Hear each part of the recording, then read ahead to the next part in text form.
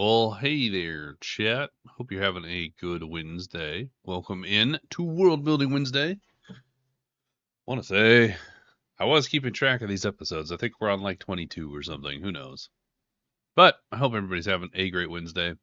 And we're kind of going to be bouncing between Obsidian and Incarnate today while we develop an entire city. So it should be a good time. Um, for this particular episode, if you are interested in contributing to whatever ideas happen here, definitely throw some stuff into the chat, and we'll jam. We'll do the whole chit chat situation.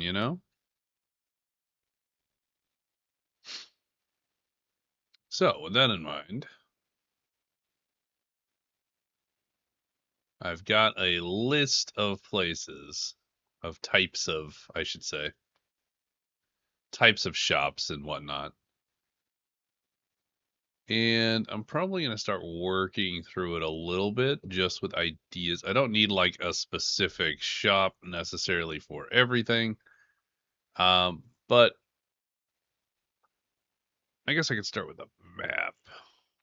Maybe. Maybe a generalization of how the city is divided up might be a good starting point for us. So let's bump up the obsidian and start working through that, shall we?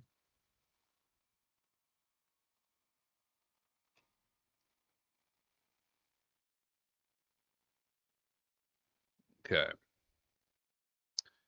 This is all interesting information. Does not apply to what we're doing today. So y'all can actually hear. We'll just.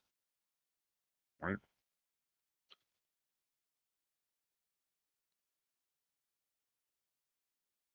Aha. There we go. Easy enough. All right.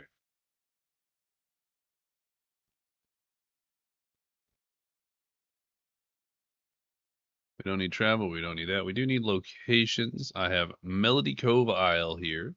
So the first note not on that side. Yeah, damn it. I closed everything. Well, no, I didn't. Okay, cool. I am proficient at things, or so I'm told. So I tell myself, really. So as a whole, let's see here.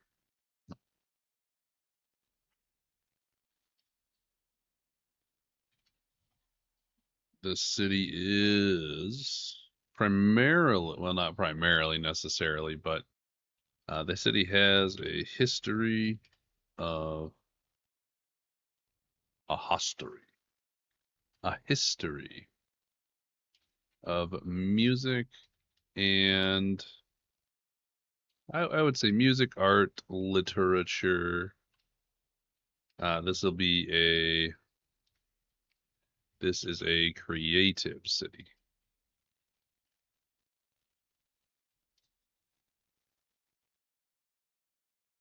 Yeah, because Silver Song's all about commerce. Melody Cove can be about creativity, art, literature. Quillhaven's another big city, but that's mostly research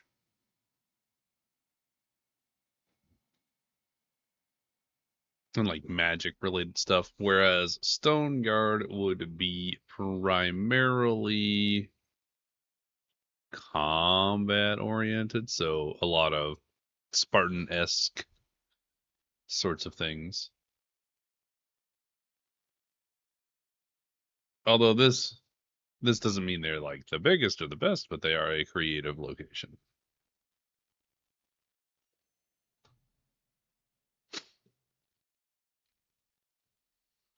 So with that in mind, you know what I'd like to look up real quick actually is city building list of shop ideas.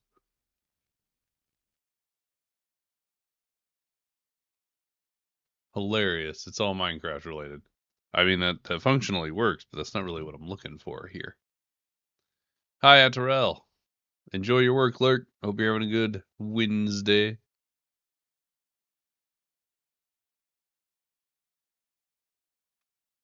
We're looking for a list of places.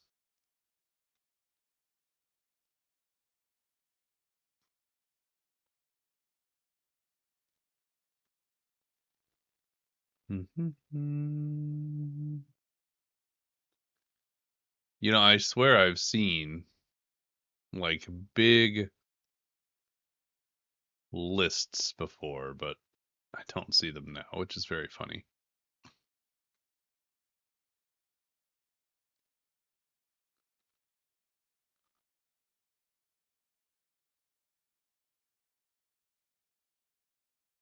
Eh, that's fine.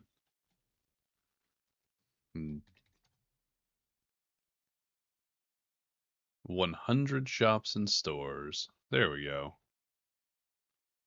Oh, these are actually shops and stores. They're on like a list of things. It's unhelpful. I mean, it's objectively very useful, but not for what I'm looking for here. All right, all right, all right, all right. We got a list.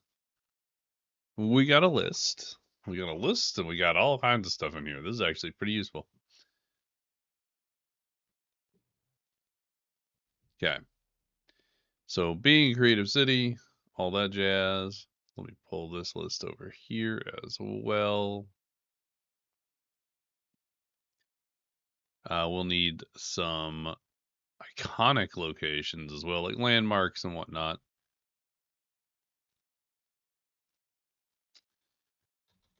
Major places. So let's do shops.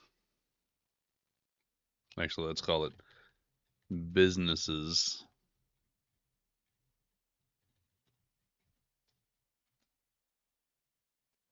On top of businesses, we should also have landmarks of some kind.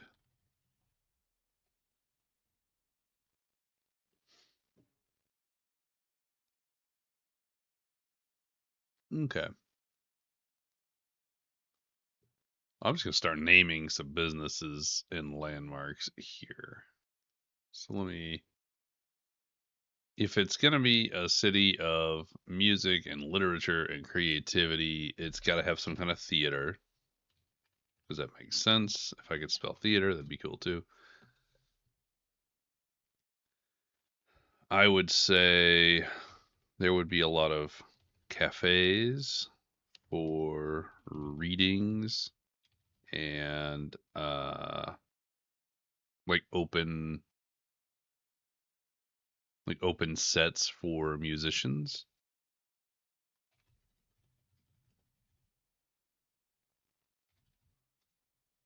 Haha, I spelled musicians right. Go me. Big landmark. What would the city have been before? Was it built on anything? I feel like every city is going to have some kind of original like foot or starting point as a fishing village, seeing as this is an incredibly uh seafaring portion of the world. So I would say maybe like maybe an impressive fish market.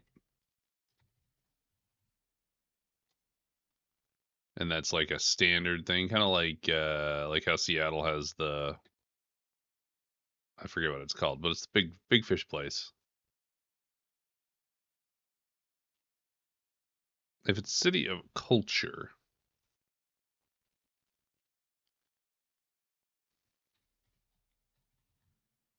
this is a cultured creative city.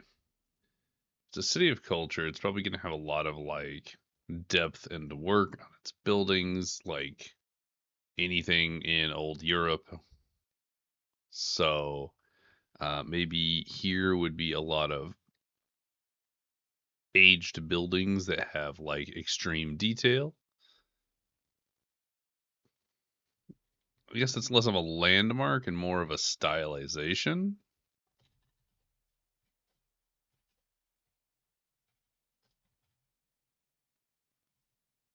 Let's see. Intricately carved, chiseled, and otherwise detailed. Intricately carved, chiseled, or otherwise detailed buildings, public works. I can't spell.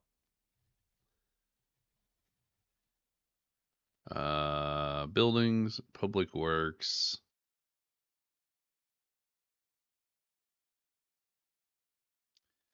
Finally, finally. How do you spell finally? Does it have an E? Sure, it has an E now. Finally laid stonework roadways.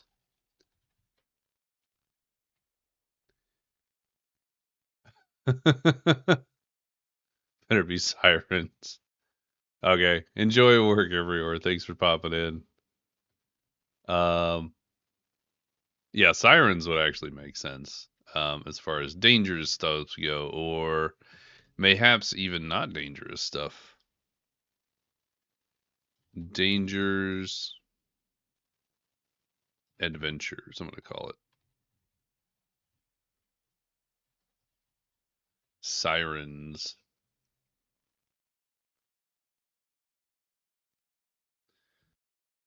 And we'll come back to that because that is something that I'll have to work out, but it makes sense now.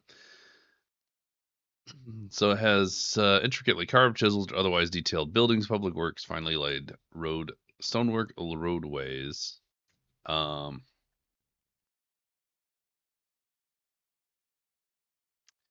Sure what other kind of styles it would have. Some kind of specific roof, I feel like. Some kind of tiled roof that is unique. I don't really know what that looks like, but I find that an interesting thought process.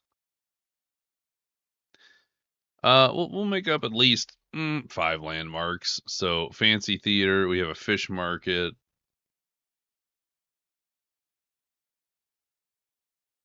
Maybe there's some kind of grand dock, like one made out of like marble or something.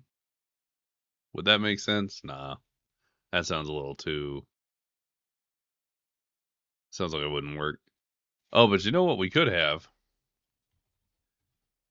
Siren's Cave, which is um, a natural formation. Siren's Cave, a natural formation that provides the perfect acoustic sound uh, for small audiences. You know what? That actually sounds like our theater. Funny enough. I think I just named it.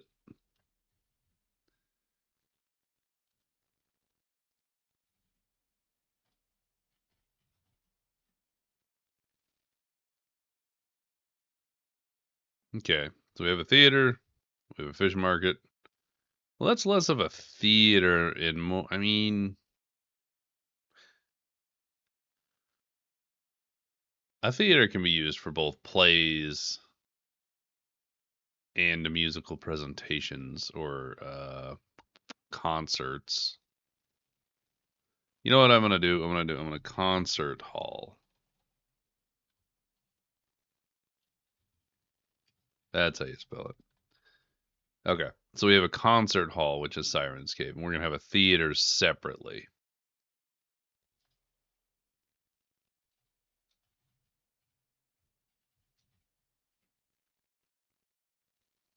And then we need 2 more things.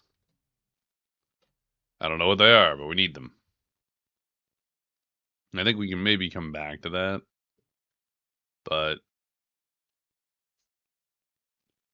What are the natural dangers of the isle? And it would be jungle creatures, of course. But it's a smaller island, so I would say large to tiny, technically. Mm,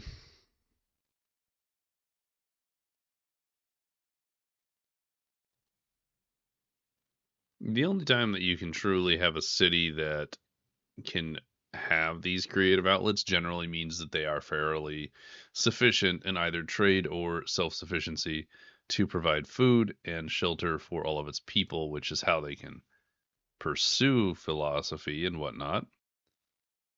So I might even say that they have orchards of some kind. Maybe they have famous orchards filled with coconuts. I don't know. Orchard Row, we'll call it. I don't know.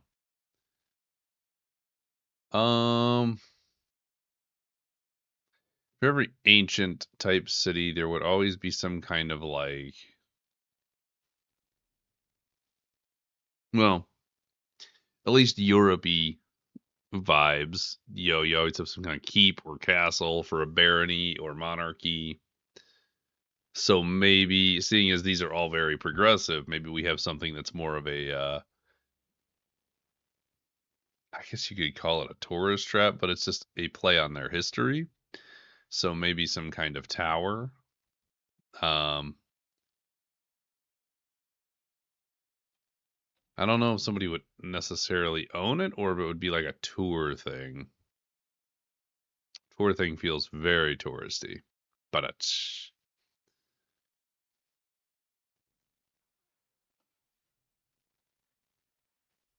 Hmm.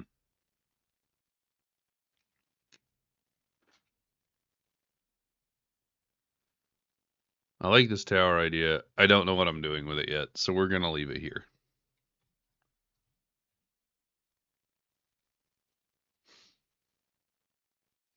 So we're gonna have lots of cafes because that makes sense. It's gonna be for a lot of reading, a lot of musician stuff. Would there be? Where's my list? Hang on.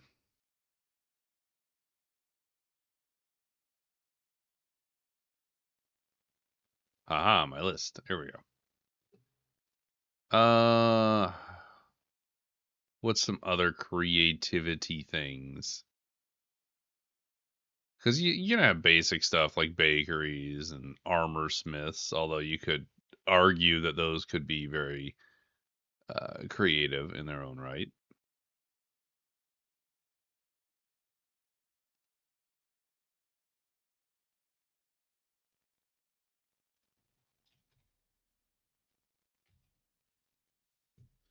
Maybe museums or museum.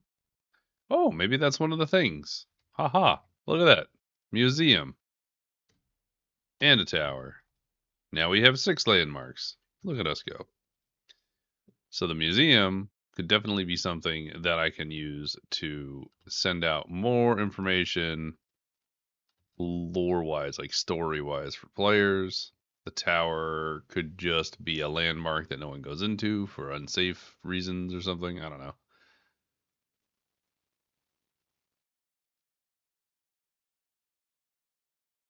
Hmm.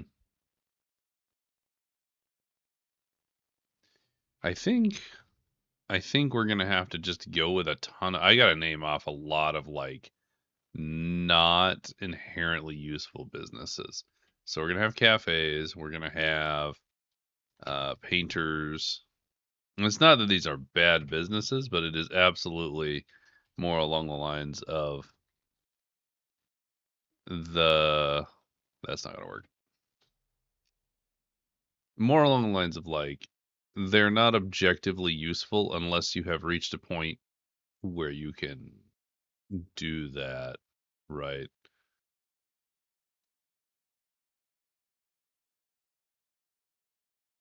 So we've got a cafe, we've got painters, we've got something else that would be.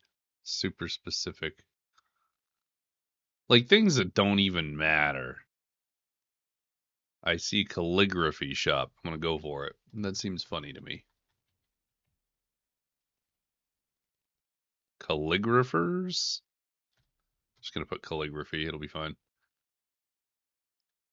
There are things that are useful. Not that a calligrapher wouldn't be useful. That seems for like very fancy, important writings. I put a glass blower, but that's not inherently unuseful.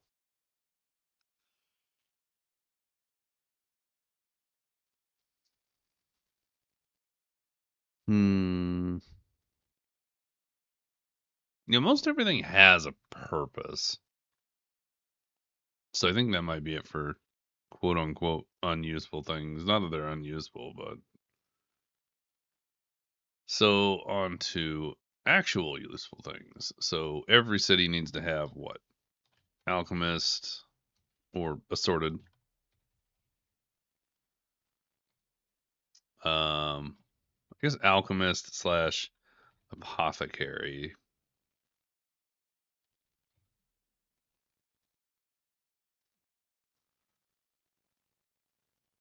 Mm, armor.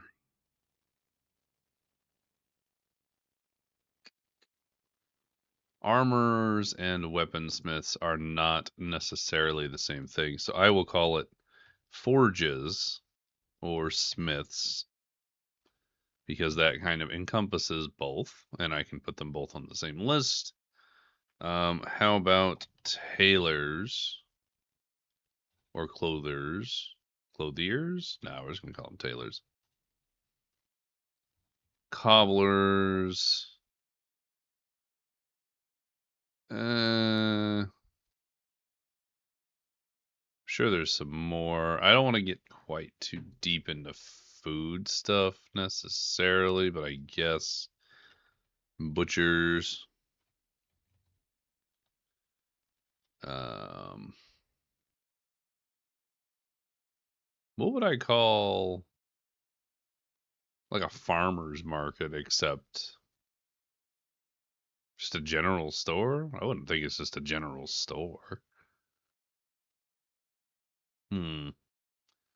Unsure, unsure, unsure. Ooh. Hi, Plutarch. How goes? How's life? You have a new little fella. I see.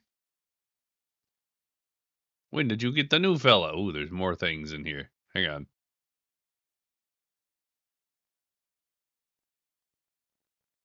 We have a sad, we have a hype, we have a high, we have an angie. I love the angie one. These are great. These are adorable.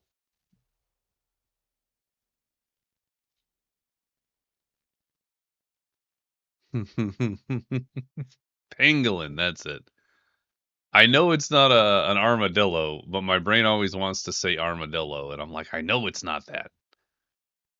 Although maybe it's related, I'm not sure.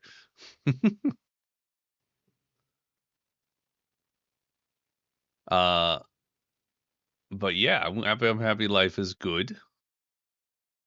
Not really related. They look. I guess. I guess it doesn't quite look like an armadillo, but like my brain thinks that because shape wise, I guess it's similar. I don't know. What? That's wild.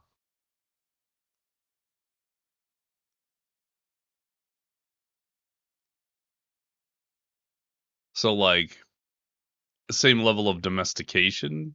If I had a pangolin, I could just keep it, take it on walks. Biology fact of the day. Hell yeah.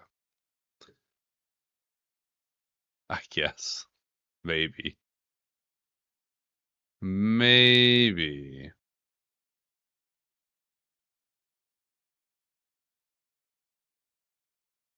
But welcome in. We're building out a city called Melody Cove right now because that's the next place my little party's gonna head off to. My broad idea is it's just a city of music. also art and literature, very cultured, creative, which means they're somewhat self-sufficient to some extent. And then I've kind of like started working out a styling for their buildings and how everything is kind of built out, and everything is going to be really intricately done to denote its um, fansionish. We got some landmark ideas, and I'm just kind of writing out businesses in my head as a broad bit. So I kind of put things that were more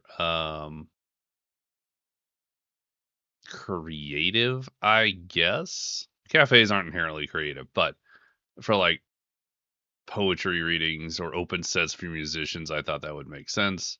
Painters and calligraphers are not inherently specifically only for creative cities, places. They have purpose, right?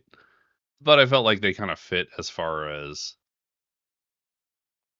the initial creative shops. I don't know how to phrase that particular bit.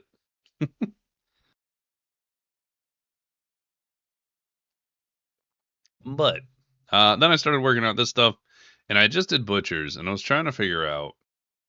My brain cannot seem to recall. Very colorful. I'm assuming. Yes. Yeah. Everything is going to be very like brightly colored, and uh, I guess you might compare it to like Spain or Mexico with like a lot of the color splotches everywhere. Everything is very colorful versus monotone because monotone whoopee. You might know this though. I'm having a complete my brain isn't functioning. A butcher is where you'd go and pick up meat, obviously.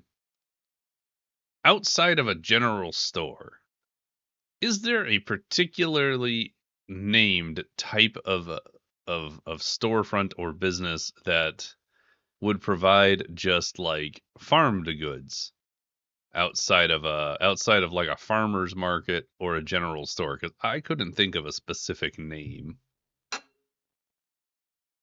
and I'm not sure it exists, and I think my brain is tricking me.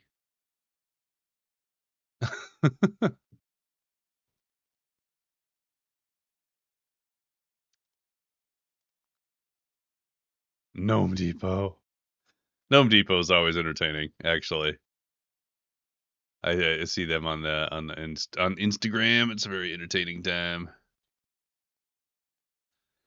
We'll call it, for simplicity, I'm gonna just say general store because I'm gonna go into each of these and do like a little, name of place and then description. But right now, I just want to like get myself a base list of locations, and then we're gonna go map it out.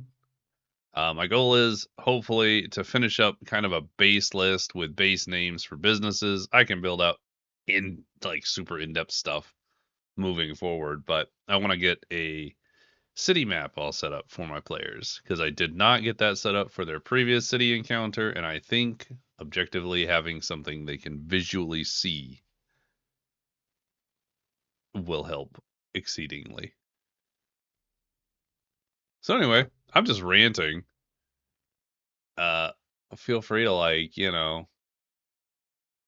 jabber or lurk or whatever you're doing. What are you up to today? Ranting is good. I mean, sometimes I rant and I kind of go, maybe I should not have talked about that, except I did. So we got a general store. We got our smiths, we got our tailors, cobblers, general store, butcheries. We already have theaters, tools. How about, yeah, tool shop? I don't know. I guess that'd fall under the forge. Dog's appointment about an hour. So I'm just chilling, going for a walk until then, trying to get some sun. Noise, noise. Oh, are you watching this and walking? Oh, I see that my chat is coming from the wrong direction. I should fix that.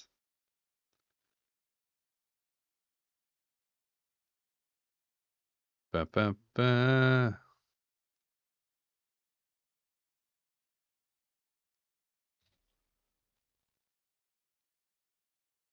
Ba, ba, ba, ba, ba, ba, ba, ba. Nope, that's not it. Where's my Twitch talking window? A walk is always nice, though. We D&D computer people do not always get as much sun as we probably should.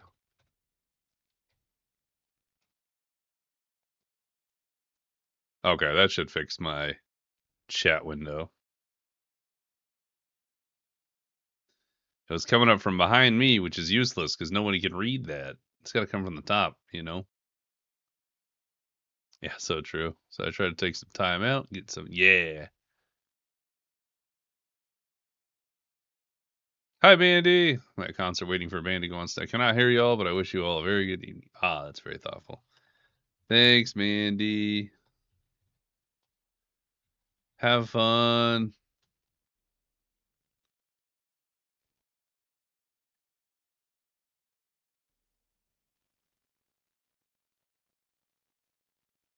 What band, actually?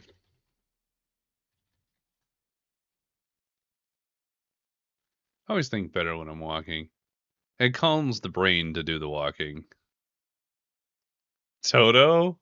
Nah, for real?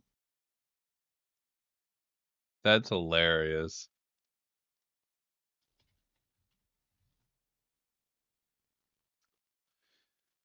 Yeah, I've been trying to do more physical activity and reset my uh just trying to reset myself. So like waking up at a reasonable time, doing the workout, eating the food, being productive with my time, you know.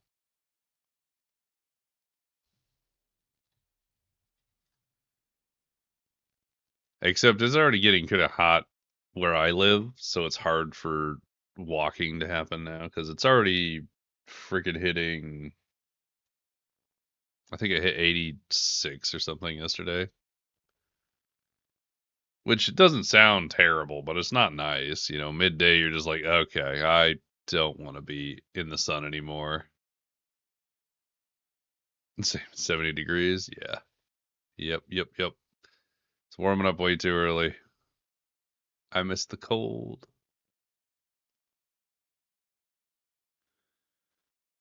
Oh, okay. Let's see. So we have the general store. That's assorted things. We should have.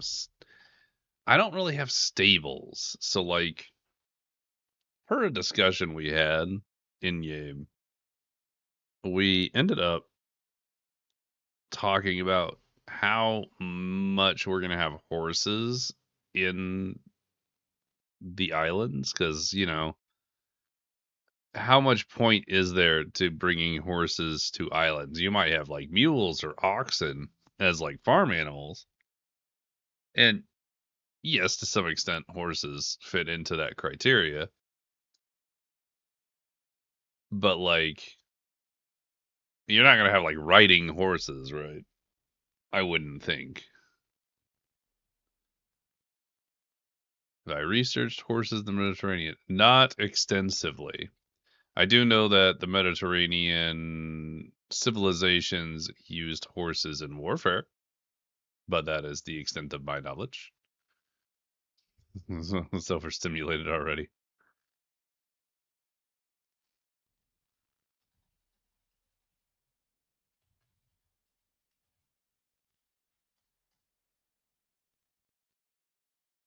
But now I kind of want to go look at this Mediterranean bit.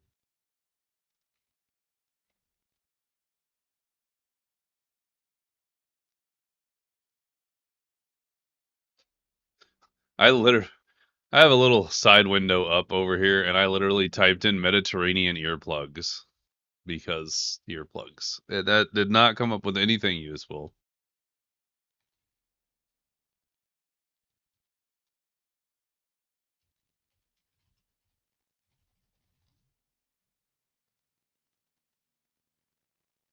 Horses were domesticated, blah, blah, blah, used in battle as early as the late Bronze Age. Yes, because chariots. Oh, yeah. First to pull chariots and later for cavalry. Look at that. Typically given barley and even wine to drink. Because few people were wealthy enough to own horses, the Greek cavalry was usually small, about 1,000 men in cavalry.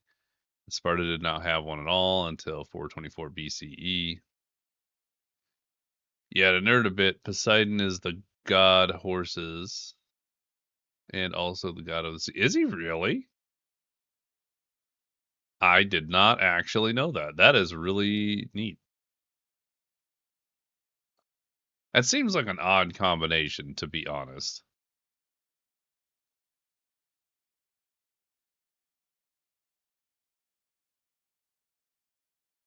You know what we could add here for funsies? Oh, anyway, actually, back to point. Yeah, in myths he formed horses from sea foam. Huh. You know, now that you mention that particular part, that does sound familiar, but I did not know he was officially the horse god. So I guess you could do something with that. I kind of like that idea. Um,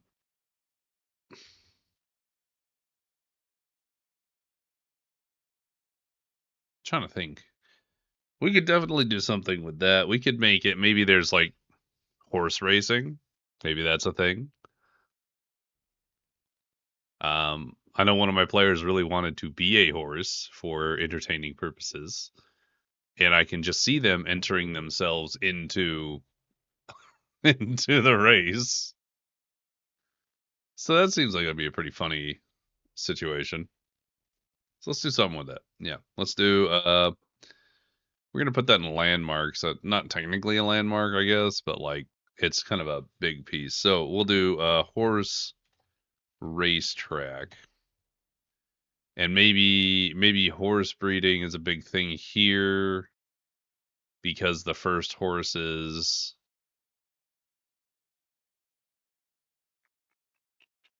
I haven't really done too much addressing of like of gods, but we could do that. I don't remember where I was going at this point, but I'm glad you came up with something. You know what? It's just the back and forth chit chat that helps, honestly. Moon gods. I should probably do something with those soon. Where is the big list of actual gods? Hang on. All guilds, useful sites, giant pandas. It's not under Faegrimm, is it? No.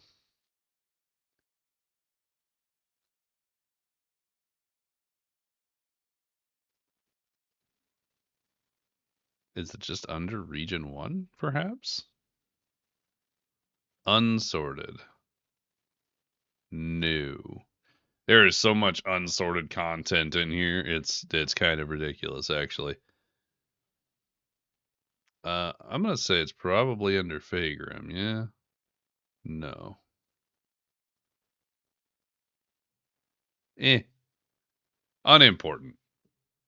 I can look at that all later. That'll be fine. Oh, God's Overview. I literally have it named.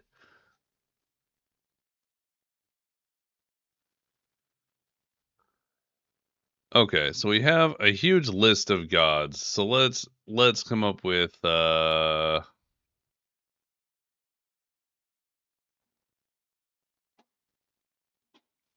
just make God of horses and something else. God of horse and triumph? Yeah. God of triumph and horses. Looks like you're getting named. Let's go.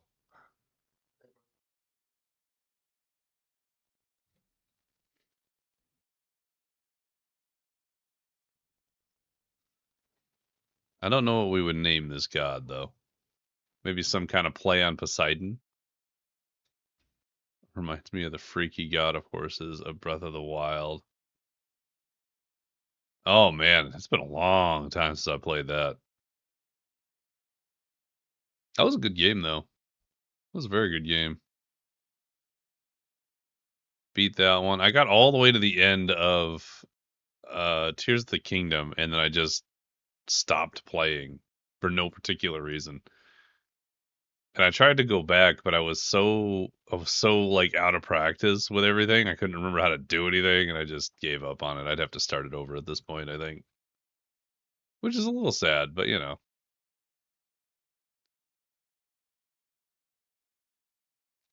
Hippoius? I was just about to start like doing something with that. Posi.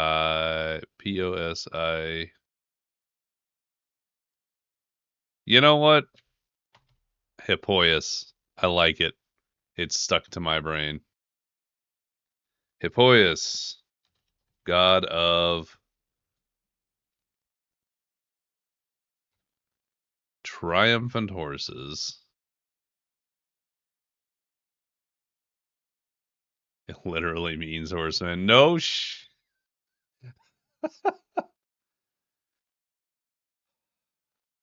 Plutarch, you truly entertain me because like it's just every time I feel like every time I have a conversation you have so much like knowledge and it blows me away. It's so good.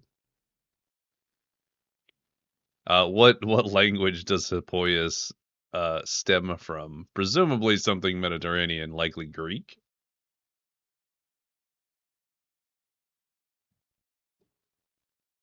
But Hippoius goddess or god of hey, it is Greek. Hey, god of triumph and horses or triumph and steeds. Is it equine? Equine? My brain is also a well of useless information, so I get it. And the thing is, it's not technically useless because you have just used it in an applicable situation. It's just those applicable situations don't show up much.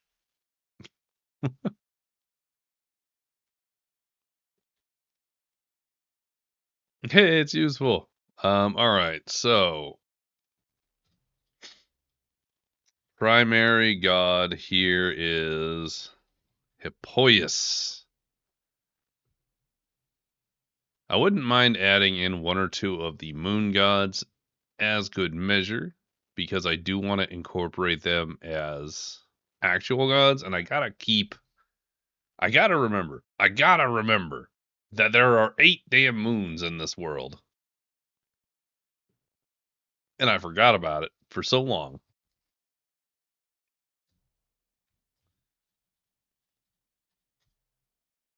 Secondaries are yes, there are 8. There are what is this, Jupiter? That's right. Doesn't Jupiter have like 60 something moons? But when we originally did the episodes defining the gods and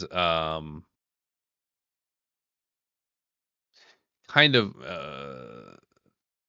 we set up a whole time thing and months and how that all worked. We even had a chart that's one of my viewers made depicting what moon is like each eclipse because you have like an eclipse a month as well as a different moon that is prominent each month. It's really interesting.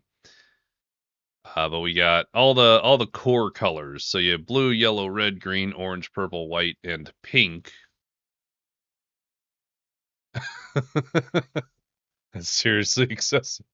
You know, when I wanted, yes, I wanted this entire homebrewed world to actually feel very big.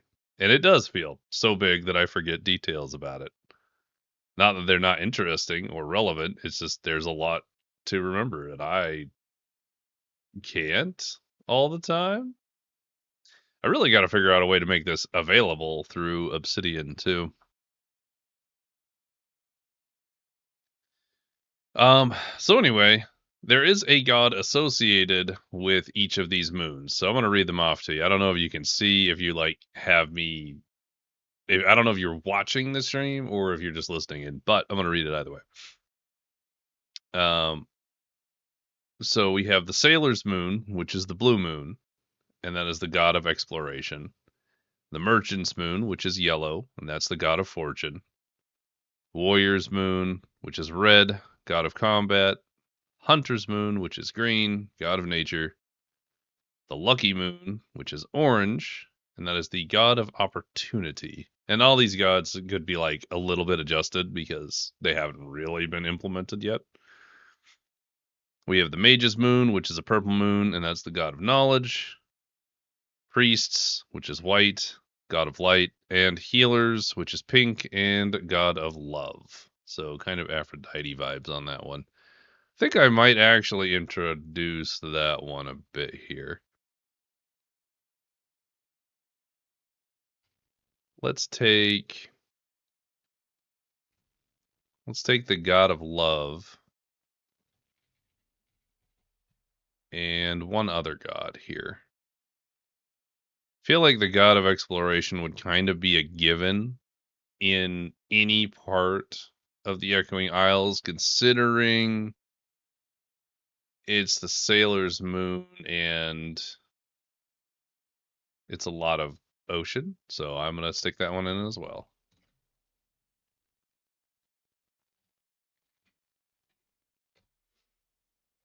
Okay. So while Hippolyus, you can name it after a famous sailor.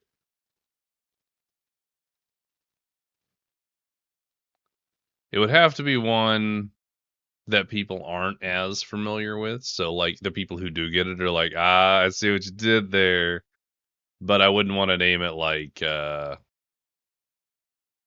to think of a famous sailor. My brain is failing me. Oh my god. Who circumnavigated the world? Holy shit. Galileo? No, Galileo was a researcher or a philosopher, not a researcher. Who circumnavigated the world? Hang on.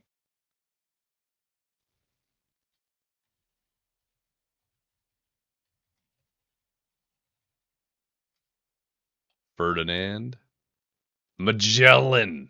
That's his friggin' name. Losing my mind out here. Okay, so my whole point with this was Magellan is a fairly recognizable name. And also, seeing as it's a god, it probably should have something like, I don't know, mystical about it. Not that Magellan isn't a good name, but like, it doesn't sound super mystical. So maybe if we like mess around with the name, like Gelaman, I don't know, Gelenma, no, Gelen. We do something with Ferdinand too.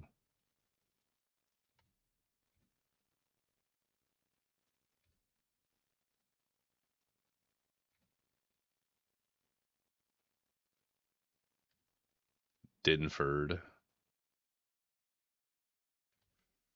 Ferdigellen. I don't know. There's something here.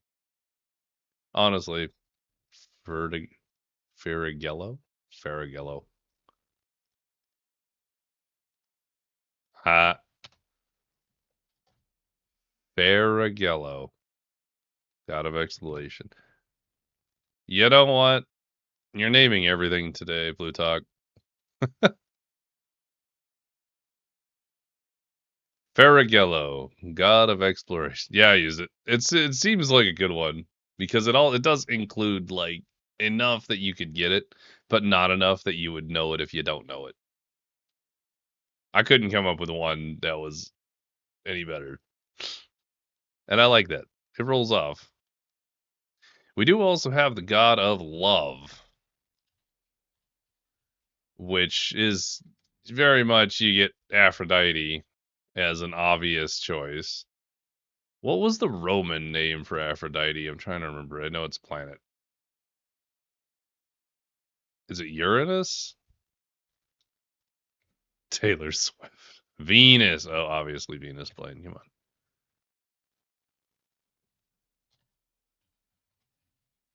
You know what? If we can come up with a good mix up of Taylor Swift, I'll totally do it.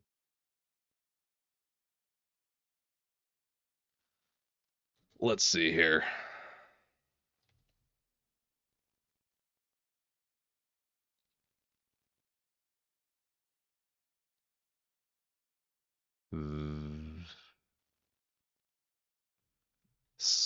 Swiftene?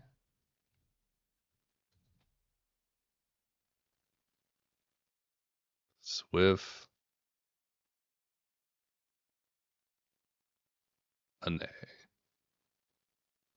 Honestly, Swiftene is not bad.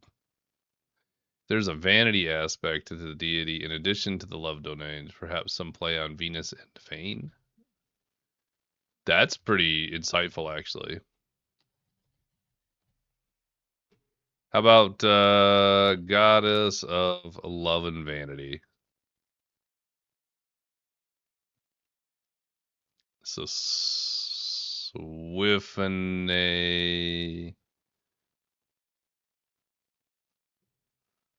Swiftene. I like Swiftene, to be honest. I'm trying to think of a way to incorporate Vane into it.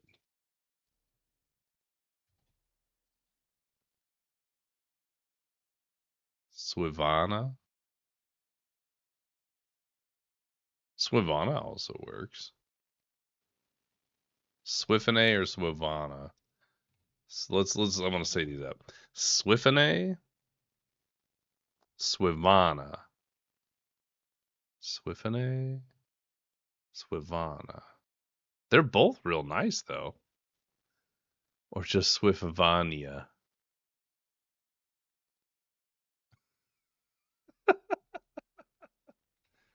Swiftvania. Swiftvana or Swiftvania. I kind of like the Ia at the end better. Swiftvania it is. We have a name. Swiftvania. Swivania. Goddess of love and vanity. Look at us naming gods. We have Ferrighello, Swivania, and Hippois. And you have named all three. I'm so proud of you. Look at you go.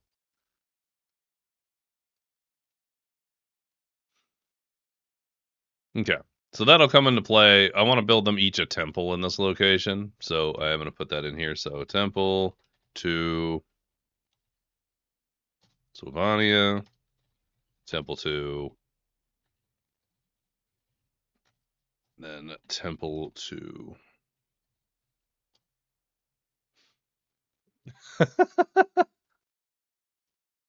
I'm always proud of you. You do really good work all the time, every time.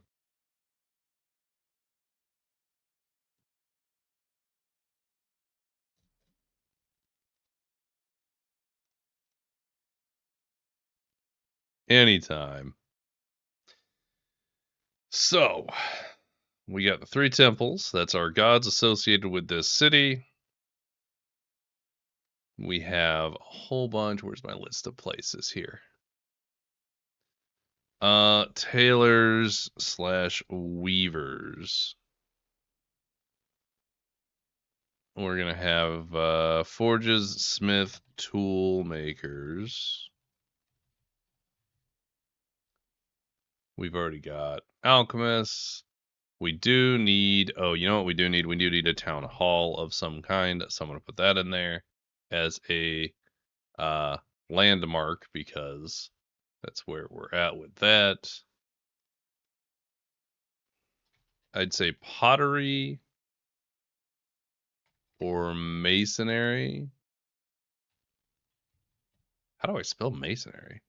Masonary. Maso. Masonry. Masonry blade. You could say words. Calligraphers. Scribes. Jewelers. bars.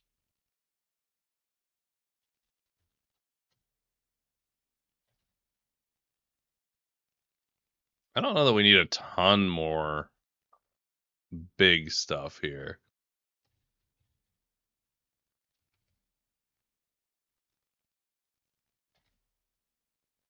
Cafes, eateries.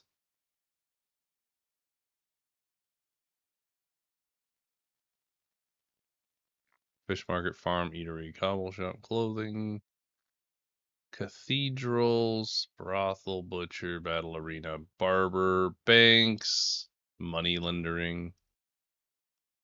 Lendering. I didn't say lending or laundering. I said lendering, which is so American. Anyway, I think that kind of takes care of most everything, to be honest.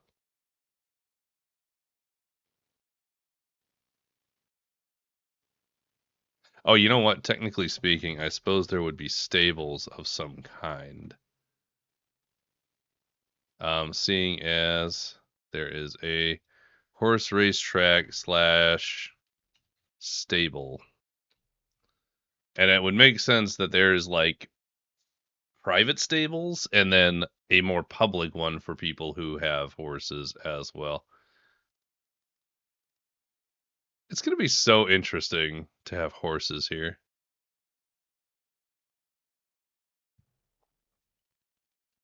All right. So here's the question. Do we come up with a whole bunch of shop names based on what they sell and have fun with that? Or do I go and start working on the map itself without inherently having those? What if there's some secret to the horses that allow them to thrive in islands? Hmm. A secret that allows them to thrive on the islands. As in, like, they can travel across the water in some capacity without the need of a boat. Maybe they are specially bred horses. Maybe this is a relatively new thing. Like they can run on water or something.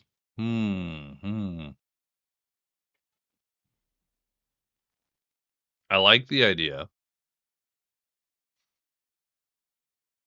Trying to think of how that would be implemented, though, too.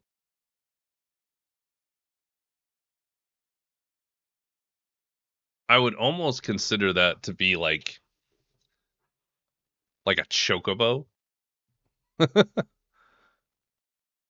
like added buoyancy for some reason, and maybe they could swim.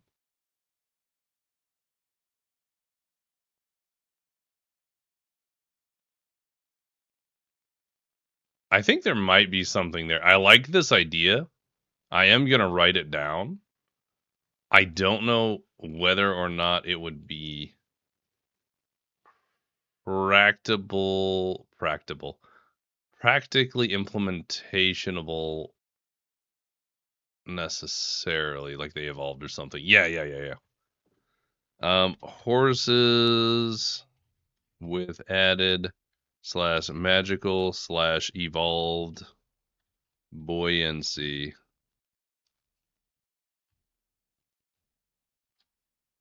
New development.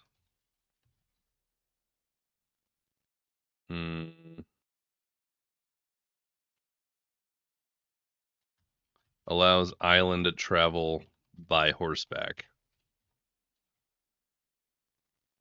It's like Frozen 2, you know? Yeah. They just, run on water and make it. I want to say, I can't remember. I can't remember if the horse made it ice because it was an ice horse or something. I honestly cannot remember. I saw the movie once. It was a good movie. It's entertaining. I haven't been watching a lot of movies though. Okay. All right. So, landmarks. Let's do this because the businesses I can huck in anywhere. It doesn't really matter. But landmarks I'm going to need before I make the map. So, I have a concert hall because it's a musically inclined place, which is called the Siren's Cave. Because, that seems pretty on point, which is just a natural formation that provides perfect acoustic sound for small audiences.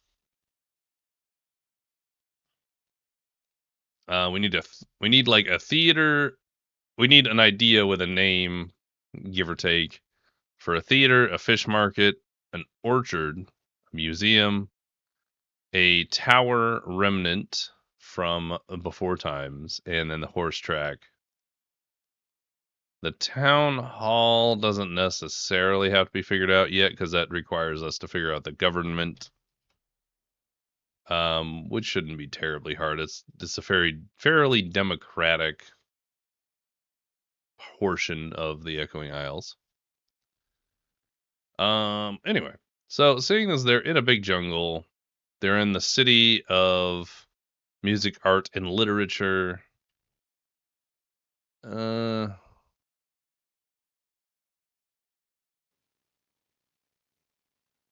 Philosophical theater or something like that. Or maybe it's named after a particular play.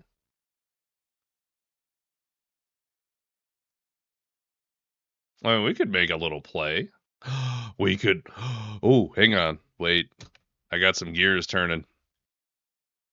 Okay, so I've been trying to figure out a way to, like, exposition some lore onto my players. What if we might be? What if there was a play going on as the players enter the town or whatever, and it's just an actual theater experience?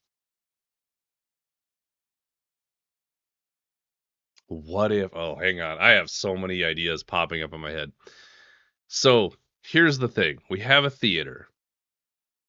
Um, very simplistic, not necessarily complete information transfer from theater play to players, which has relevant information that they'll recognize as relevant, and then they'll start to question things.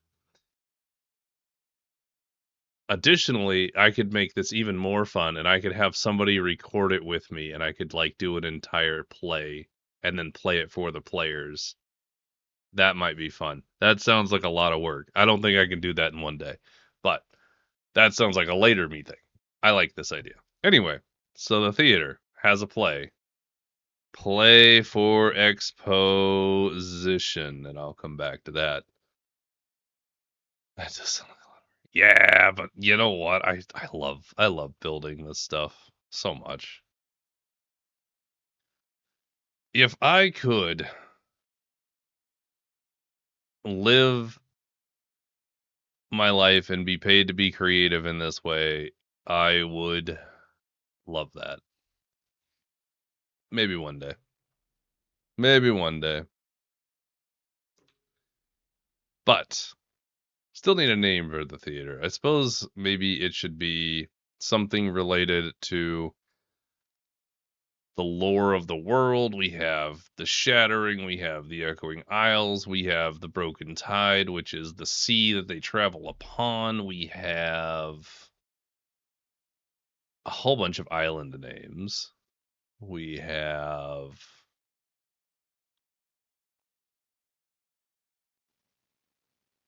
a lot of stuff the players don't even know yet, so that's cool.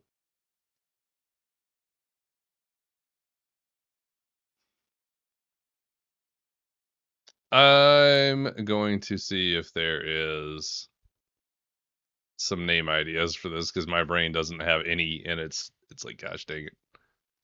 Okay.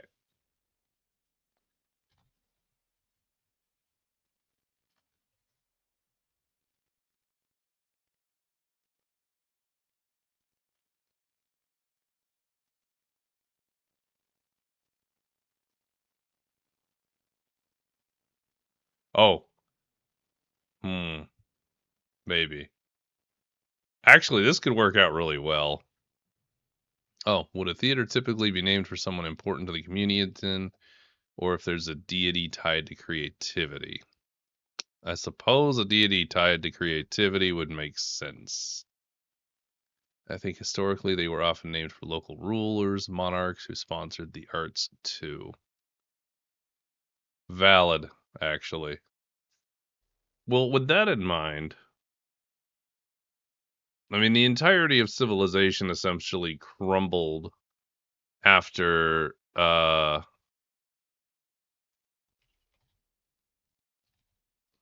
after the eternal night was enacted, which essentially was the magical nuclear missile, right? And so everything was rebuilt from the ashes.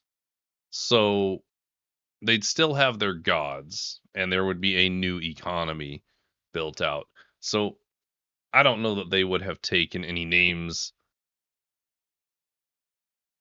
from previous places. Maybe it is just a wealthy person here that invested.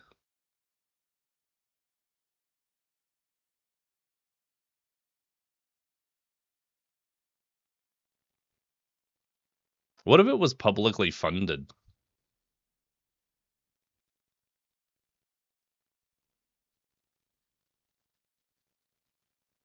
Hmm.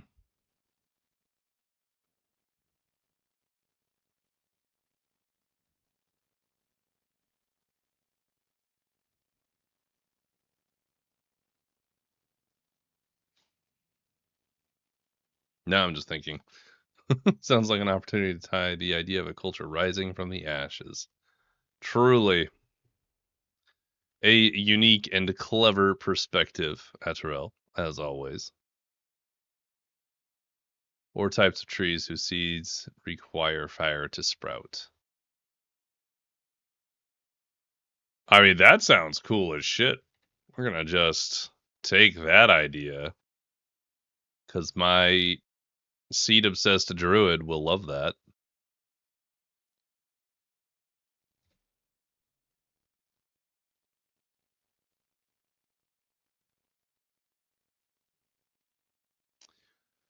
So if that's the case, then perhaps we will call it, for lack of a more unique name, what is an alternate name for a phoenix?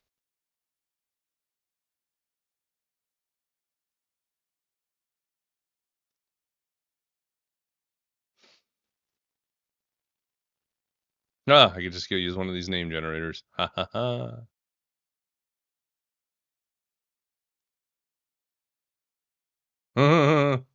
The climax cinema. That's hilarious. These are terrible names.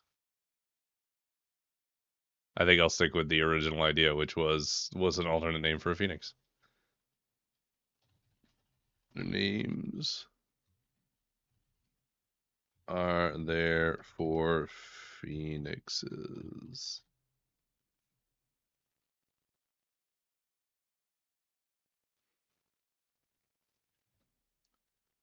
They are known as Bennu in Egyptian mythology. In Russian folklore, they're the firebird, of course. The names can include Garuda, Beherunda, Sigmur, and Feng Huang in all sorts of different places. I do kind of like Bennu, the Bennu Theater.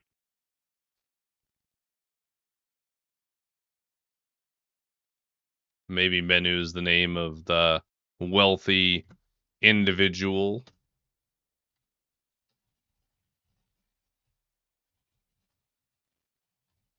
And DIVI, who invested in the original theater. Ooh, wait. Under. Wait, hang on. We have an idea. Idea sprouting. Bennu is the name of the wealthy individual, which also means Phoenix, who invested in the original theater under the requirement that once a month they perform whatever the play is that we're gonna do. So I'm gonna quotations call it the history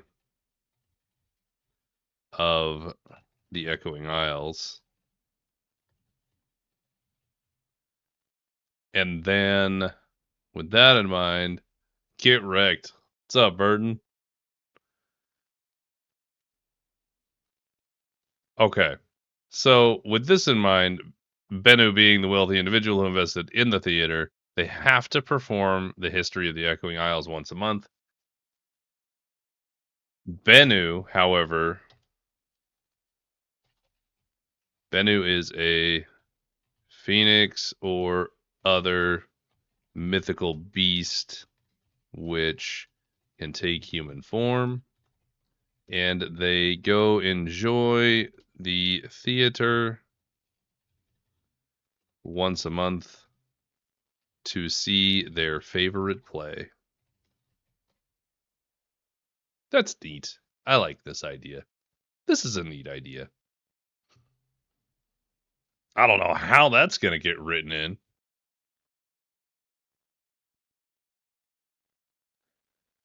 That's a nice amount of quests there, Mr. Burton.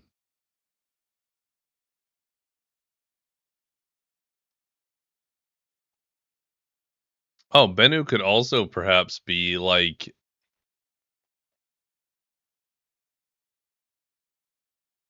maybe Bennu is like the equivalent of the mayor, and every few generations they kind of reappear. I need an updated map of Faegrimm. Yeah, about that. I have to remake the entirety of the map because I will show you. Where is my maps? Okay, well, let me do this. I'll show you. Hang on. Okay.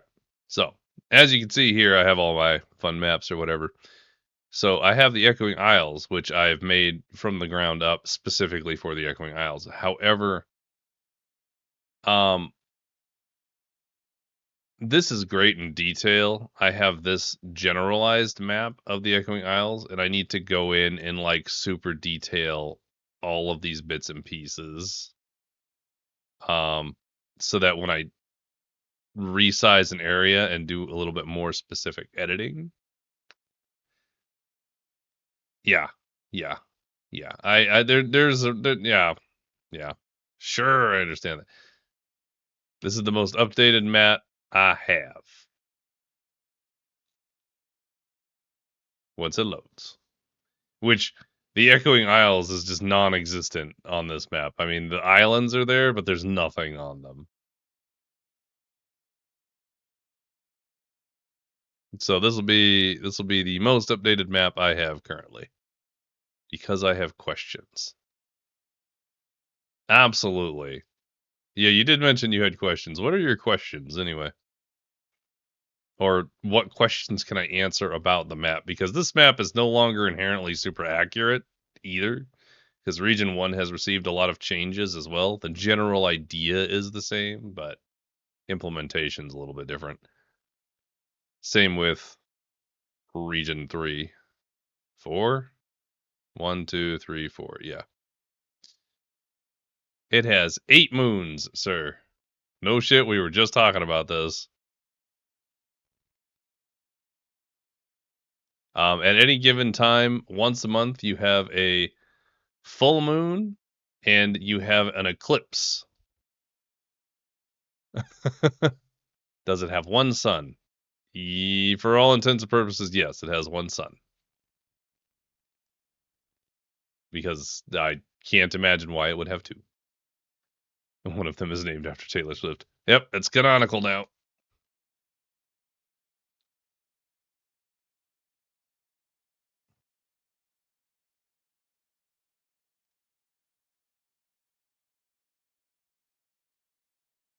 But yeah, one sun. Are the moons equal distance? You know what? Let me pull up the thing again. Yeah, the moons are the same size. That needs to go away. This thing. Moons. God's overview. That's where it's at. All right, Plutarch. Thanks for hanging out. I hope you had a good time and enjoy the appointment. Hopefully it goes well. As far as that goes, we have some imagery here that is not official necessarily, but it is pretty detailed. What's up, Hoy? Welcome in. Hope you're having a good Wednesday. Plan on teaching more physics for this until he fantasies me away. Look here. Magic makes this work. It doesn't have to be super legitimate. Okay, so let me make this bigger. There. Now it's a little more visual.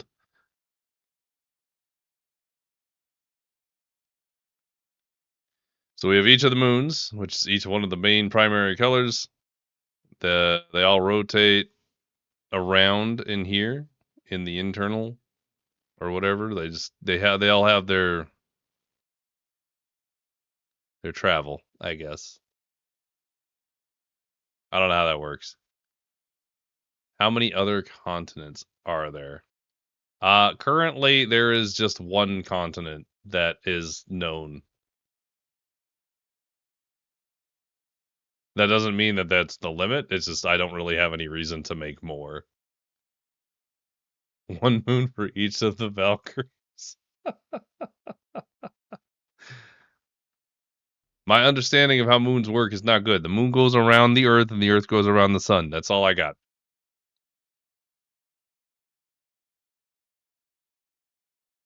I assume if the Earth is moving in a circle because orbit, and the moons are circling the Earth, and then once a month they'll align in a way that provides an eclipse. Is my thought process. However that scientifically works is great, but magic.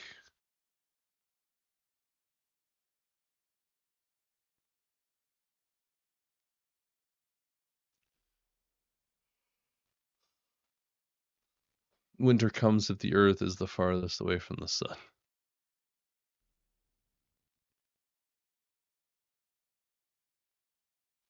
Well, I mean, this it's the same distance, yeah.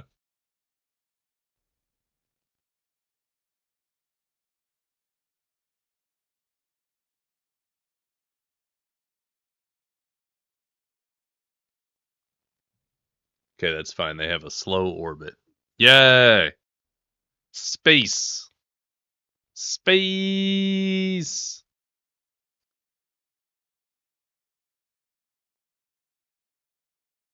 All right. Draw how you picture the moons. Exactly how. What do you mean how I picture the moons? Like, what is the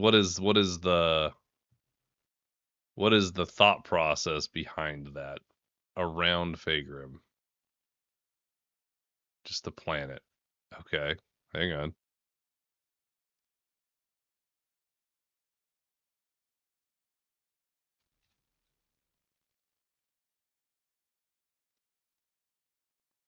Okay, we're just gonna not that. We're gonna make a new one. When I get out the drawing tools. So we're gonna grab this lovely marker and I'm gonna make it, I don't know, green for Faegrimm. So there's Faegrimm. Right? I guess objectively the moons would probably cross paths at some point. Because once a month One of the 8 eclipses the sun, correct. So I guess my assumption would be like they'd be all equal distance around the planet. And just kind of rotating around it, maintaining their yeah. That would be my thought process, seeing as I don't functionally know how that works. So yeah, that'd be very slow in an equal space. Okay, so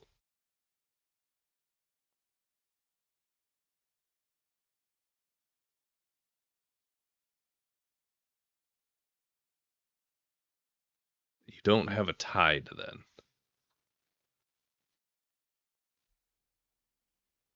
Because I have a moon pulling from either side of the planet at any given time.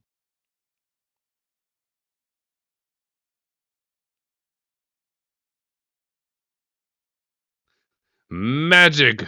Magic Burton! Yes, so it's gonna have 4 seasons. I presume it would have an axis. Otherwise, one side would bake and one would freeze. So yes, it's gonna act basically the same as Earth in all regards, except that there is a larger number of moons. Yeah. No.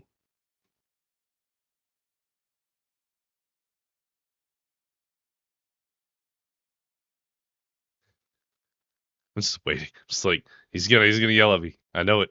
Okay, so the axis is offset, leading to 4 seasons. Okay. How much? What do you mean? How much? Friend went there too. A sense of magic is one of the moons being themed. The exploration deity could just hand wave that moon, specifically influencing the tides due to magic rather than gravitational force, gravitational mass. How drastic is the change of seasons? As drastic as a normal change of seasons?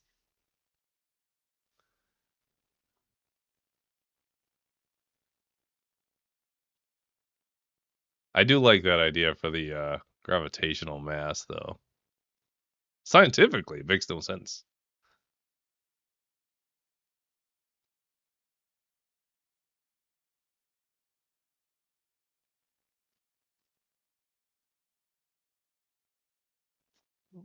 So, there you go. 23 degrees. That's not really 23. Yeah. Yeah.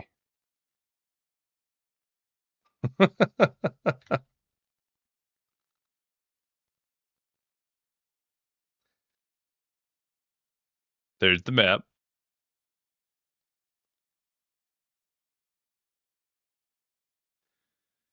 Theorize that there are probably a couple of continents, whereas Faegrimm, as it currently is fairly no ice cap. I'm sure there are ice caps. That's just not the portion of the world that we are focused on. Like this is not a zoomed out entire planet view. This is I have Faegrimm and then I have an additional continent if I ever want to expand it. But that's not necessarily like the limitation. Asking about the planet. Okay. I want you to imagine Earth as we know it.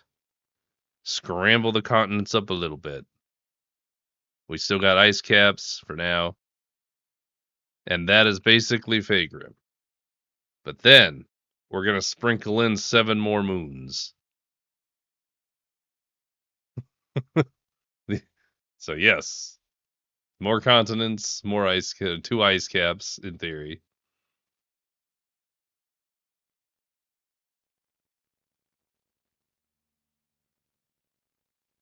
Yeah, sure. How can I tell your scientifically accurate wave patterns without this? I mean, they're not gonna be scientifically accurate.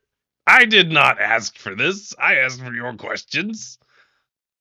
Your questions are very scientific. And I am playing a game where someone could turn into a horse. So, I'll go clip it from Monday. What happened Monday? You asked for this. I probably did, honestly. What was my exact question? Now I'm curious. Hang on. when they were on the ship. Oh, whether or not the yeah. Okay.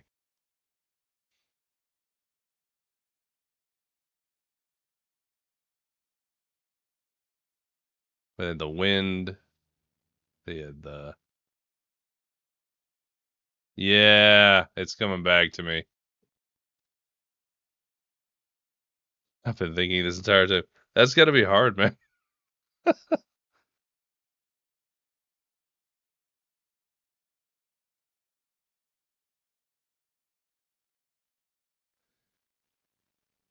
thought I fixed my chat to go from the other direction, and it's still going from bottom up, which is hilarious and useless, in fact.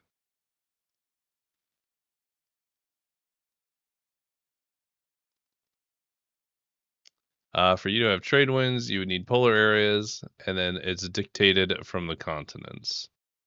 But if we don't have a idea of what the continents look like inherently, I feel like it would be difficult to discern that information.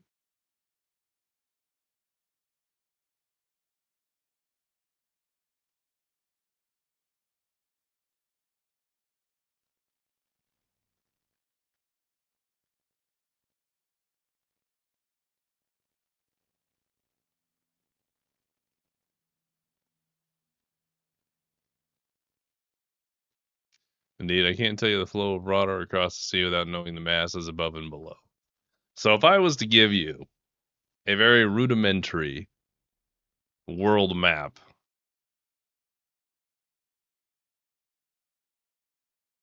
so make some.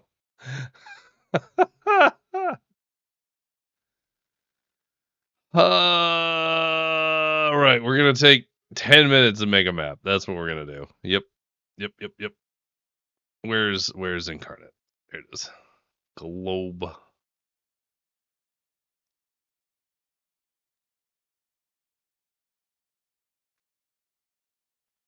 What did I make this out of last time? Just this one? Or did I make it a parchment map? Parchment map was cool, but I like this one better. Anyway. Oh no, I did 2K. It's fine. No, it's not fine. I'm gonna make it. It's gonna be in 4K.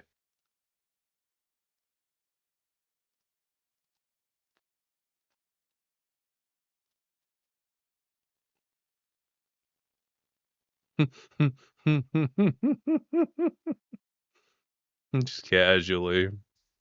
I mean, I'm just making real rough idea here. I am not going in depth because,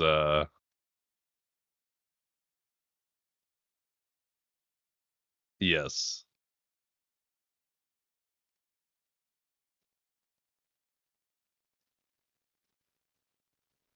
Okay, so you say I have a foreground, but I don't think I do. Ah, it's the paint on land created with the masking tool. I see. Okay, then I'll make your mom curved.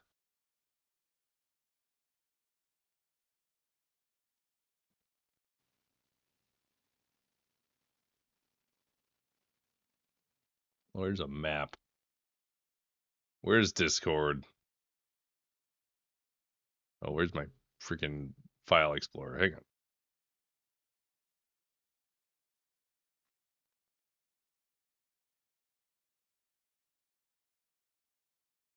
Oh, you know what? I have a map on Canva. I can just look at that. Hang on. There it is.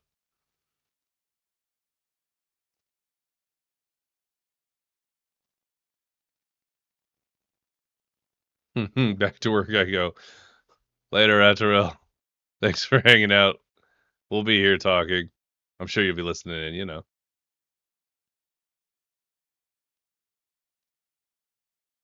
Oh, no, I was looking for a map of Faegrimm specifically to get the continent shape correct.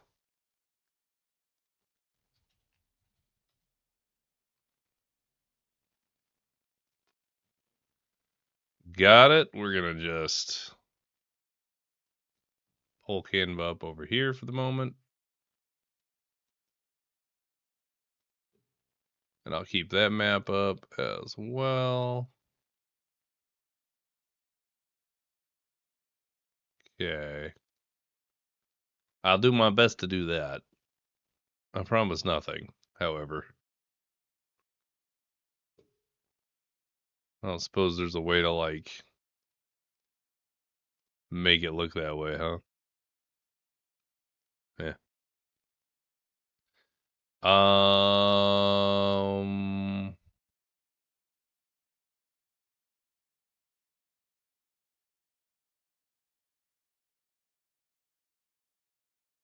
How do I want to do this? How big? I feel like Faegrimm itself is only going to be about that big. So we're going to have this big old continent right here. We have the archipelago. That doesn't really leave a lot of room for additional continents. Unless I put it further south. Maybe it's down here instead. Ooh.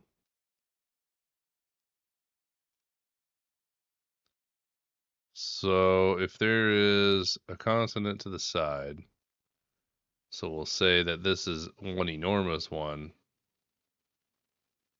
We're going to have Faegrimm here, are the archipelagos down there.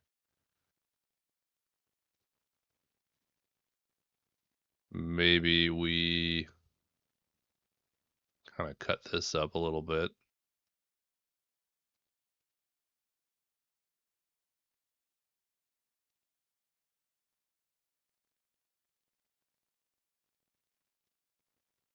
Well, now it's just a 4 square.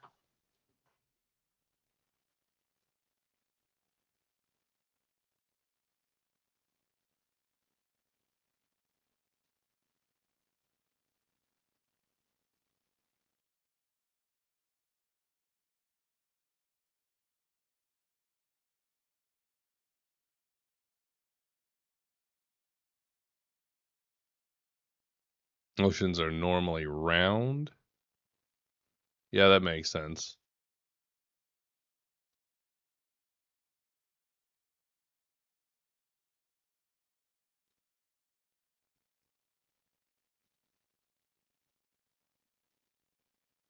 Something along those lines. Make the continent look like this Final Fantasy VII meteor. Old school game, not the new one.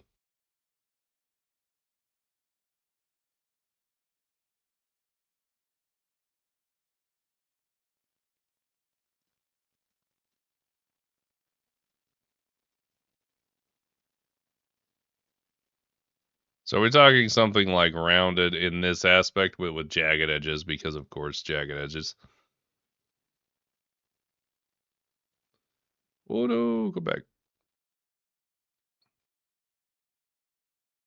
I'm just gonna make you a big block for the moment, because reasons.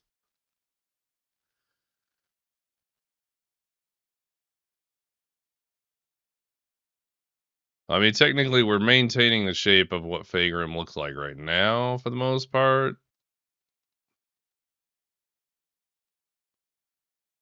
We're just kind of getting a generalized idea of the world.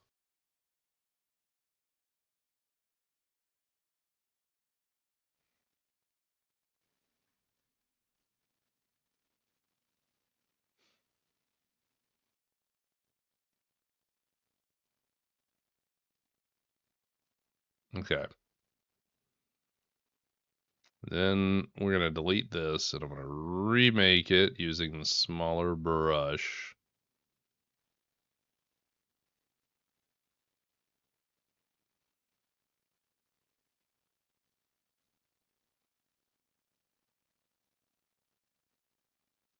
I think we might have to move this up a little bit.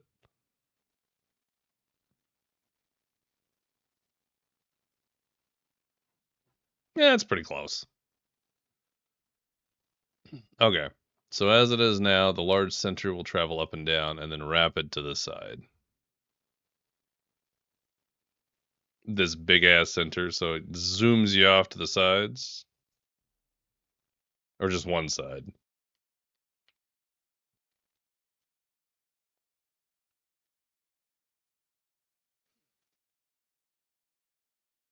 Okay, where are we at here? I think I'm gonna just cut just a little bit off of this.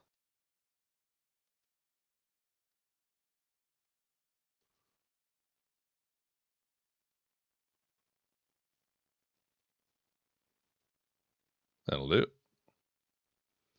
I'll throw over it after you are done. Sure. We are going to quickly reenact the idea that we have over here. So it does extend a bit further out to the left. It'll be something like that with little islands here. Kind of sticks out like this. Looks like that. There's a big chunk right here that needs to be a little smaller, but I'll come back to that. And then it has a little extension here, tiny island. And then it goes up like so, which means we can chop a little bit out of that. I can add some onto the back here and make this its own little place. This one I'm going to give a little bit of chunkiness to because it makes sense to my brain. Maybe not up there. I don't like that. Great. That's not bad. Let's fix this. Yuck.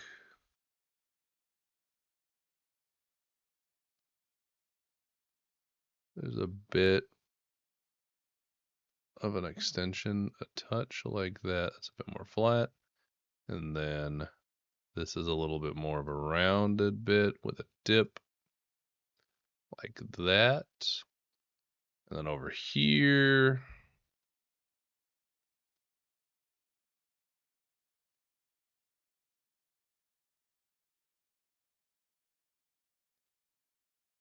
we've got this essentially. We do need to add a little bit more right here. We're going to subtract this into kind of curve. Kind of like that. We have a little bit of an extension right here.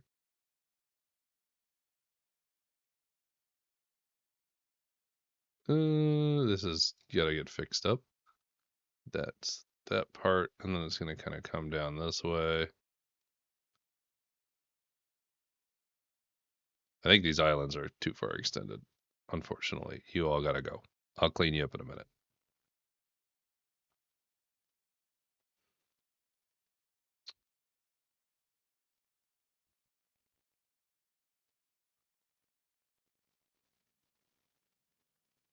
Okay, so comes down from here, kind of extends out in a little jut right there, and then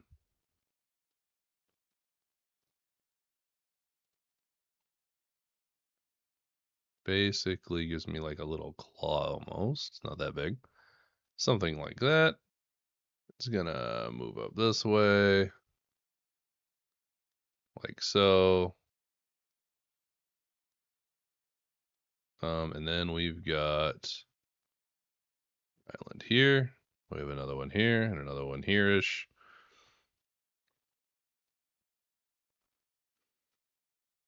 And then that's pretty close. It's a little too wide, so we're gonna do that. And then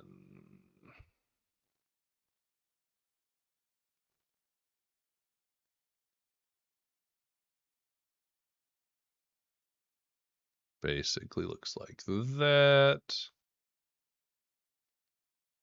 This guy's more of a curve, like so. There's a bigger channel. This has a jut.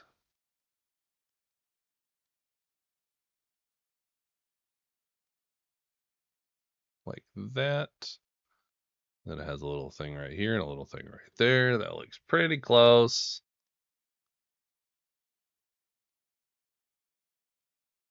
That is a pretty close reenactment of the original map.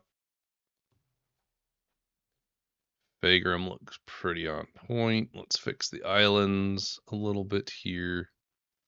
Let's just scrap you all real quick, and we're going to start over. So.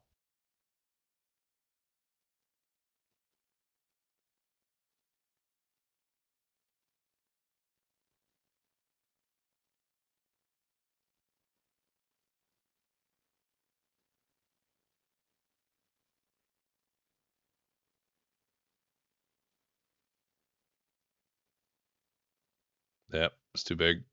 I did it too big. It's got to be smaller.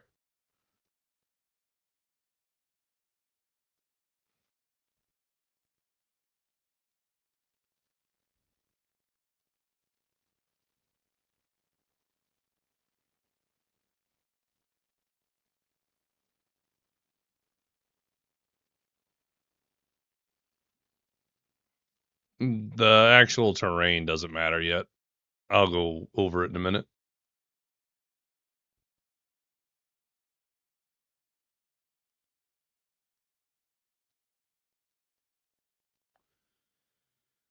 Um, shape wise, that's a little bit more butt. And this is more like that.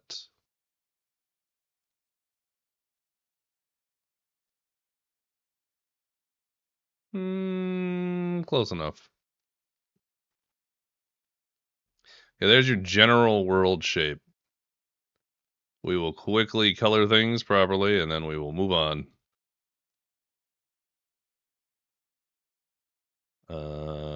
Grass is fine. So as far as the other continents go, they're not going to have any actual distinctions because I don't have that information. But we can distinctly give information for Faegrimm at the very least. Where's sand?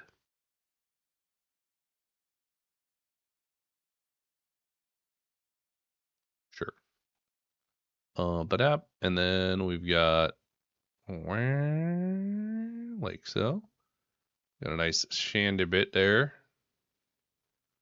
We're going to use that as the jungle designation, which kind of goes all the way up here. We need the red sand, which is right about here. We need. You can magic the story in the world. The ocean is mine. You know what? That's fine. I do need that information regardless, so that works very well for me. We've got our snowy area here, because magic. And then just a distinctly different green area here. It's a little bit more dark and brittle. We have a volcanic island. And then we're going to have a tropical looking fellow over here. And then objectively, all of the Echoing Isles is tropically, so maybe we use this green for this one. And I use that green for all the others. And there is the general terrain only map of Faegrimm. How does that make you feel?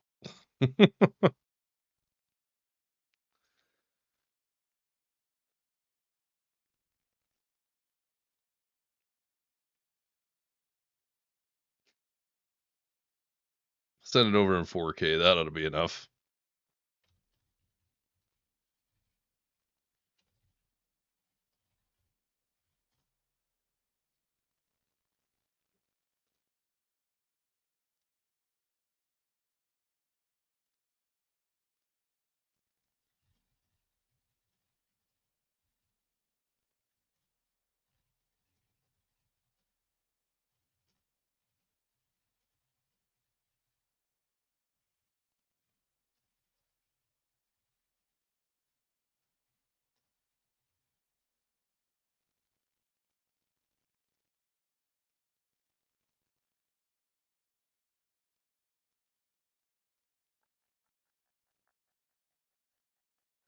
Downloads. hosted in the D&D maps.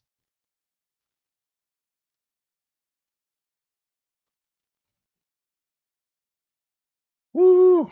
Now you can draw to your content with the oceans and the currents and the things.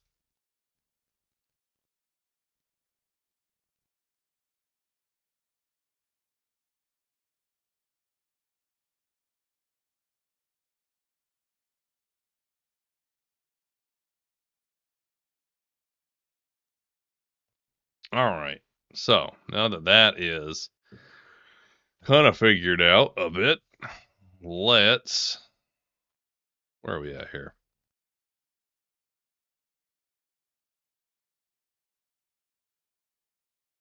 Where is obsidian? There it is.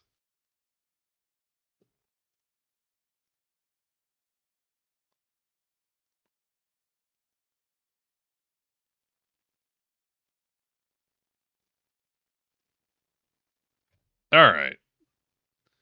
So now that you got that, you can go enjoy the shenanigans there. So we've got the play. We got Bennu Theater. We have the fish market. I don't know what to call that. It should have a special name. I don't think we need the orchards. We have other things here.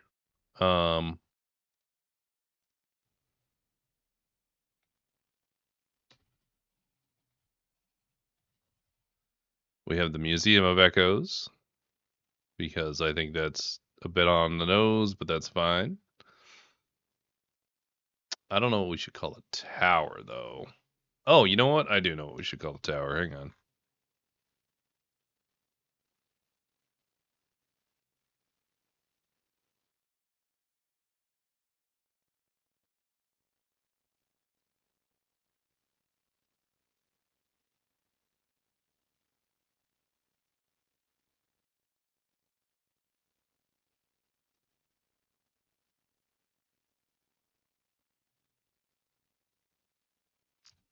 Gotta close out the thing for that. This is vital information for story purposes.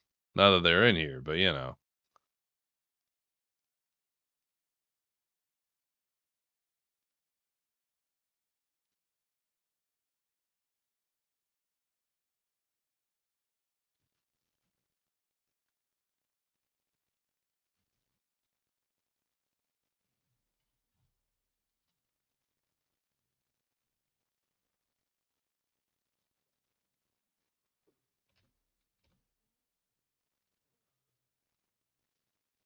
Okay, now I can put it back.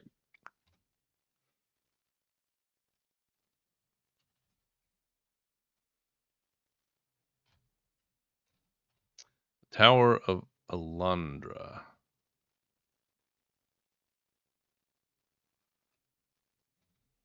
A remnant from a fairly maintained remnant from the ancient civilization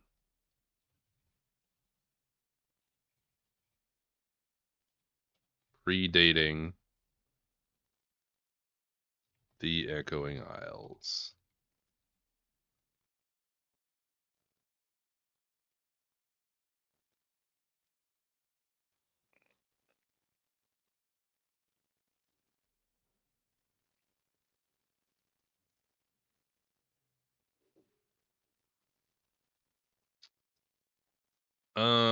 Horse race track. What would I call that? Wanted to be something entertaining.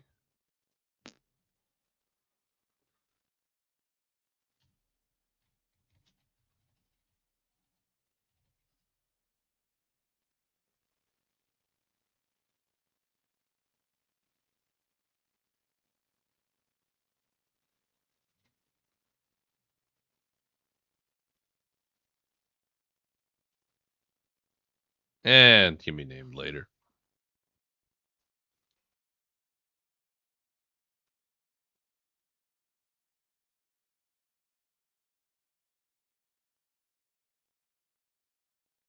Okay, so I've got the tower. I've got a horse track. I've got a town hall. Town hall, which is currently run by an individual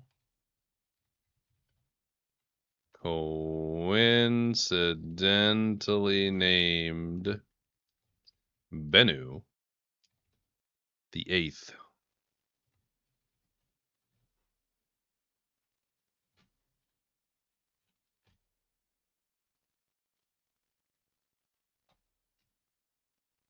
The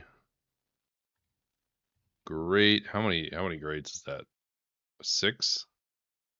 The great times 6. Grandson of the original Bennu. Town is run with an elected official, the mayor, for lack of a better term, who is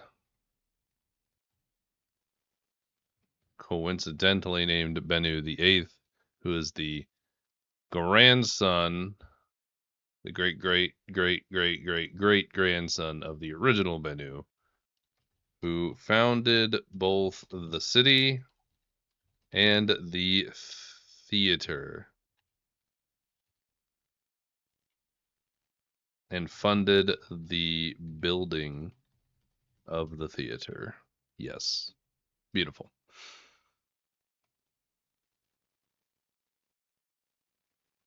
So then we have a whole bunch of other places, and I don't think these need inherently to have spots on the map because they're just sort of around, but that's fine.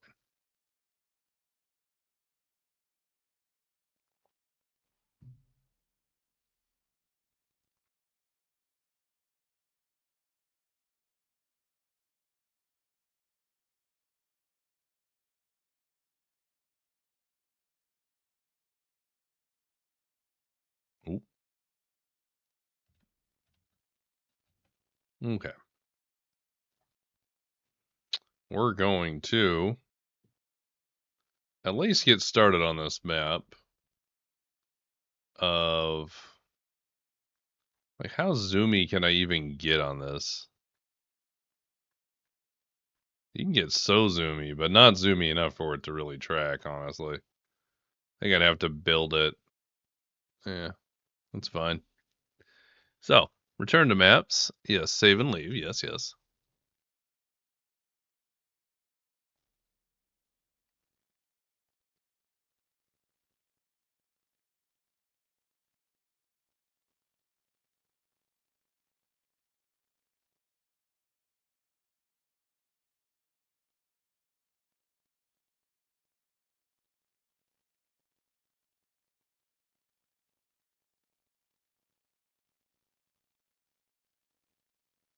Okay. So let's make a city map, shall we? Watercolor, because I like that. Maybe a portrait, I think. We're going to do it in 4K.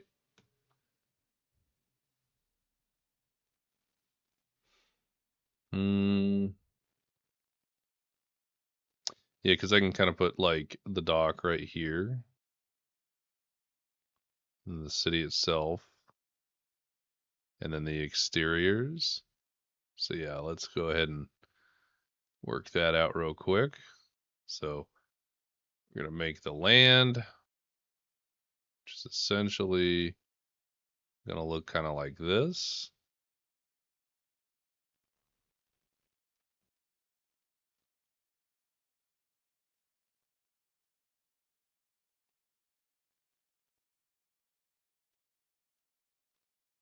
There we go. Okay, now I want this to curve in a bit more. That's too far. I think that ought to do. We can jagged it up a little bit. Um,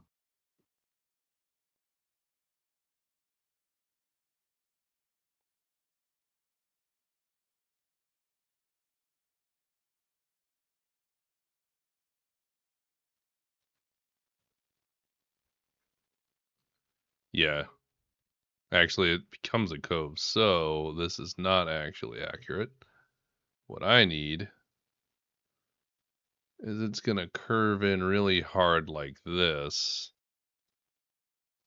and then kind of do that.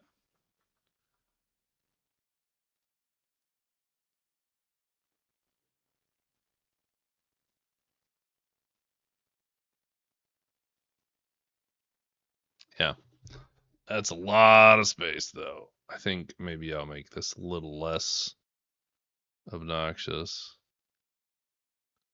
No. Kind of liked it the other way to be better. Maybe just a touch less. Yeah, something like that'll be good. Okay, so let's take a look here. I need...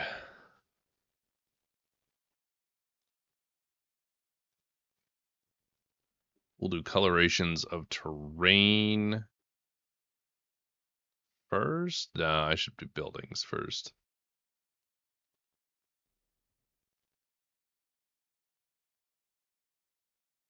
Not a desert.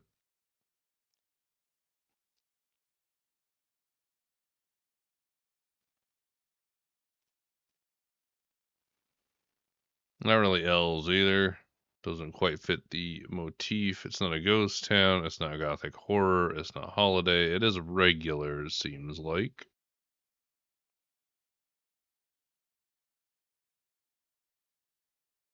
The only ruin that would really make sense to be one of these towers.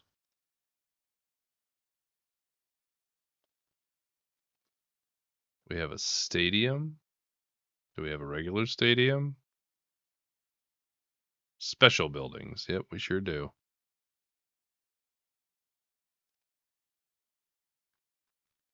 Well, 100 doesn't do me much good. This is a fairly large city, so everything's going to be on a 10 scale.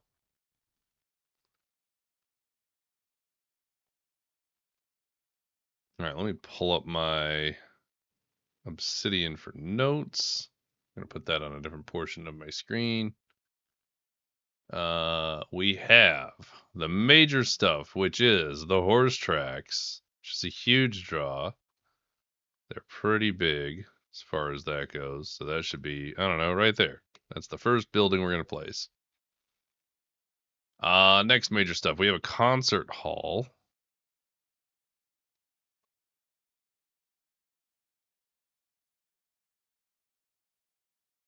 Do I have something that looks like a concert hall? Not directly, but I could just name it such.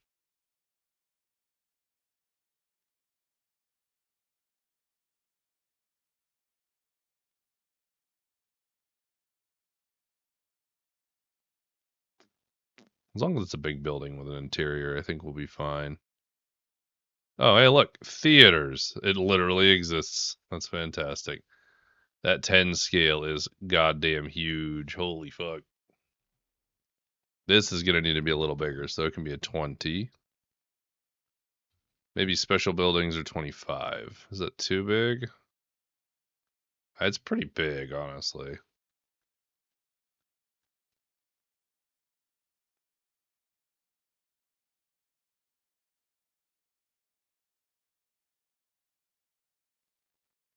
There are going to be, what, 3 major temples? I don't really need the crosses.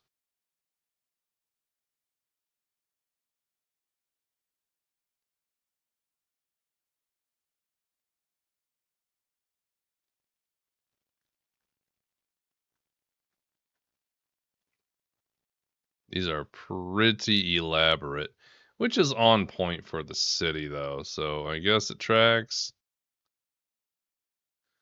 Uh, let's see. Love and Vanity ought to be reddish pinkish, so that'll be fine. We're gonna stick. No, this is too big. It's too big. That's huge. Holy fuck. Okay. How about a medium church? And that looks not distinct enough at all, so I guess we're gonna do the big fancy ass ones.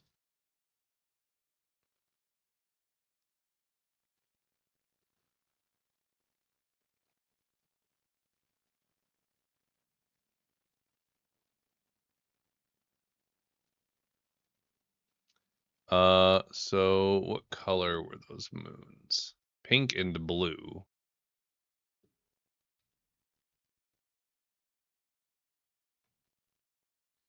Okay, so Fetagello and Hippois, not Hippois. Sylvania. We'll do Triumphant Horses as like a gold or a yellow or something. Is that different enough? Could be more distinct. Let's color it.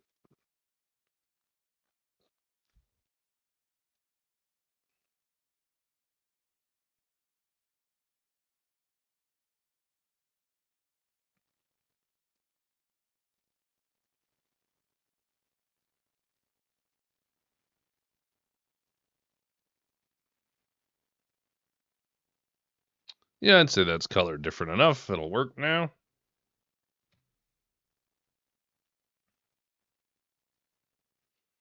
Okay. So that gives us our theater, our racetrack, our temples. We need a town hall or something of equivalence. Sure, one exists in here, but you know.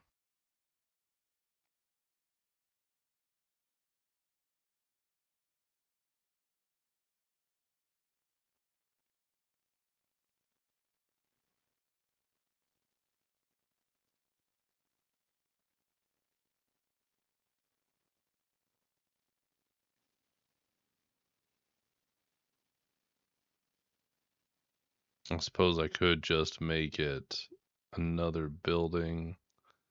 Like, I like this Merchants Guild one. It looks pretty on point.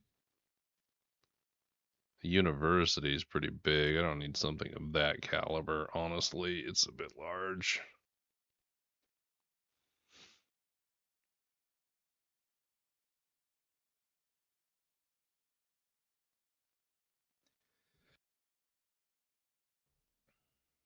Okay.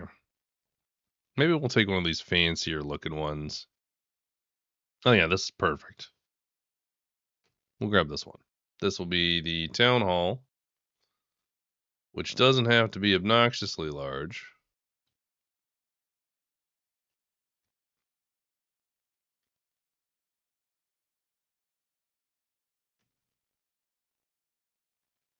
Got the rough map acted. You have whirlpools, plenty of them. It's fun. Excellent.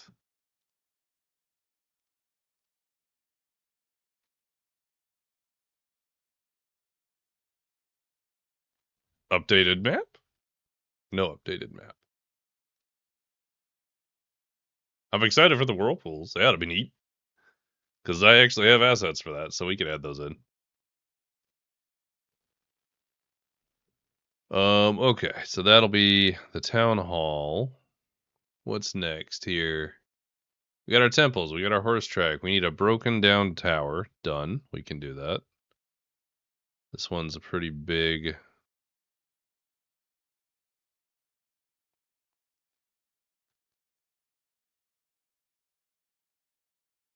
We'll put it right there. Um, what else do we got here? We need a museum.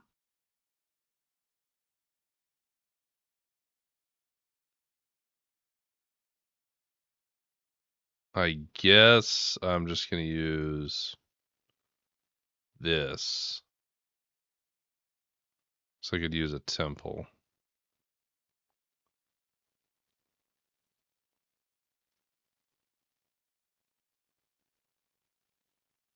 Or do I just have a building I can use? It doesn't really make too much difference. Let's make it this one. This will be fine. So we'll have a museum, which should be nearby the tower, as if it was built nearby for a reason. So we'll put it right next to it. Now we got the tower, we got the museum, we have a concert hall that I need to put in, and that should look like a big shell. Not really clear how to do that other than just adding a literal mountain. Oh, you know what? Actually, hang on.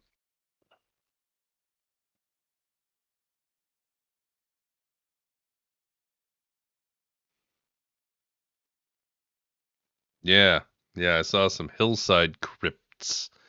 Since it's a crypt, well, I mean, it's a crypt, but fuck it. Like, it'll do.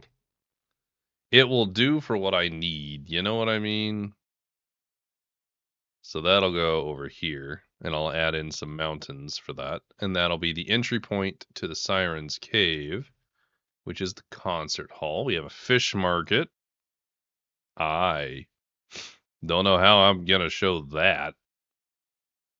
I guess it's just a market. Is there such a thing? Huh. Well, I mean, there's markets. I guess I could just build out a market. I guess it doesn't have to just be the fish market. It could have a large portion that is the, fish toss and all that stupid, but like it's primarily just a market. And it should be a fairly large, it should probably run up near the docks. Maybe the Hippolytus Temple is kind of the starting point for that or whatever. Yeah, let's do this. So random. I didn't post as I didn't put any notes on it. Oh, sure. We just know it has whirlpools. But I'll let you do that after I explain it all. Of course.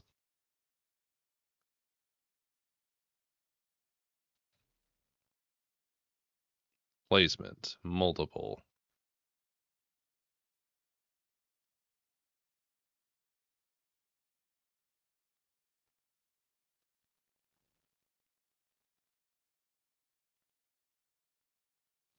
So let me steal you after stream or towards the end of it.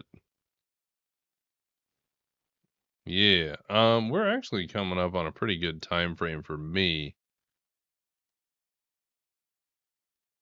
Because I'm going to be dipping at some point soon. So, do you want to... Now I'm like planning out my market here. And it's off center. It's fine. Doesn't have to be super centered. That could be the square. This could be the center thoroughfare. We have our docks. Market could kind of bleed out into these areas. We'll have some hard shops as well as tent set up for the dockside areas. Yeah. Okay, we're getting there.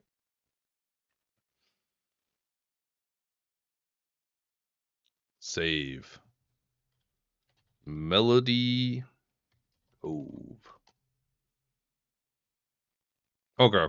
Yeah. We can do it on the stream if you're down for that. I don't mind.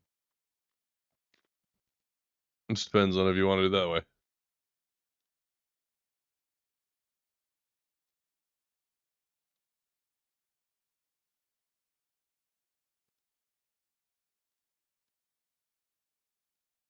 Sweet.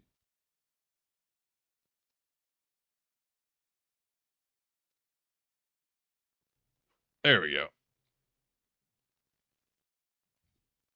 Let me grab this. I don't think I'm showing me. Yeah, okay, we're good. Tokusatsu! Rick, today's the day! Oh, hey! What's up? What's up, nerd?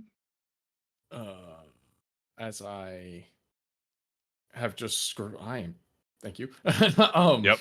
You kind of took over the stream there. It was pretty cool. Just mentioned.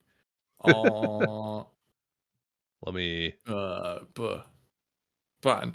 I scribbled while I was thinking, and then didn't feel like taking notes after it. But it's funny. I saw it when you were doing it, and I was like, I just gotta check where the equator is, and it's funny. This is a very entertaining map. Yep.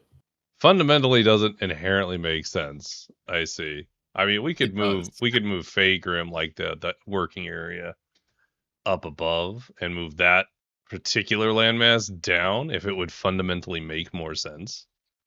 So let me walk you through it, and then you can always change as much as you need. But like, let me grab it for the stream. Yeah.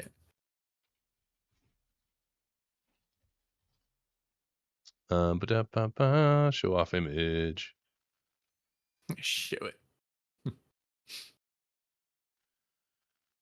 Yep. Okay. Here we go. We got the map and we got all of the actual. Okay. So give me color rundown. What is the colors? Scribbly scrabblies, right? So color breakdown. I'm just gonna be looking at it on my own. So Yep. not following your stream for the delay. First thing I drew was the equator, generally 50% across your map, right? That's your red horizontal line in the center. From there, I'm just moving water. Main bodies of water is where it starts with. So you're going to be in that big central ocean is going to be the majority of your water. Since it is offset higher, it's actually going to absorb more heat on the top half than your bottom, which is why it makes it really funny. The more heat your water has, the faster it's going to generally move. So the whole top left continent is going to be majorly tropical. You've almost flipped your South America here. Interesting. So I marked a couple of T's and just kind of like, I was going to just paint the whole thing green. That would have your rainforest, if you would. The Amazon, more or less. Yes, you got a Brazil up there, kind of. Brazil rainforest, that being as big as it was because due to different reasons, but the point being very tropical, very warm, much how Europe being as north as it is has that, big fucking push of warm Gulf Stream water going in that direction because it just curves up North America and tunnels at it. But we'll get there. Yeah. I'm going to start north because that's the easier way to do it. Going up that center channel is where water's going to start to cool and start to kind of lose speed. But because it kind of hits your Arctic pole and kind of opens up, it's splitting. It's going to have very rough waters up in that center area. But then as they kind of split left and right, I circled up there in orange, specifically rough areas. Down the south coast. Through. Very hell to sail through. Down the south coast of South America is literally one of the South America and the bottom end of Africa have been one of the worst places to sail, period. Large amounts of fucking ship casualties until we've made them out of fucking metal. Hence why people were just like, can we go through America at Panama? Yes.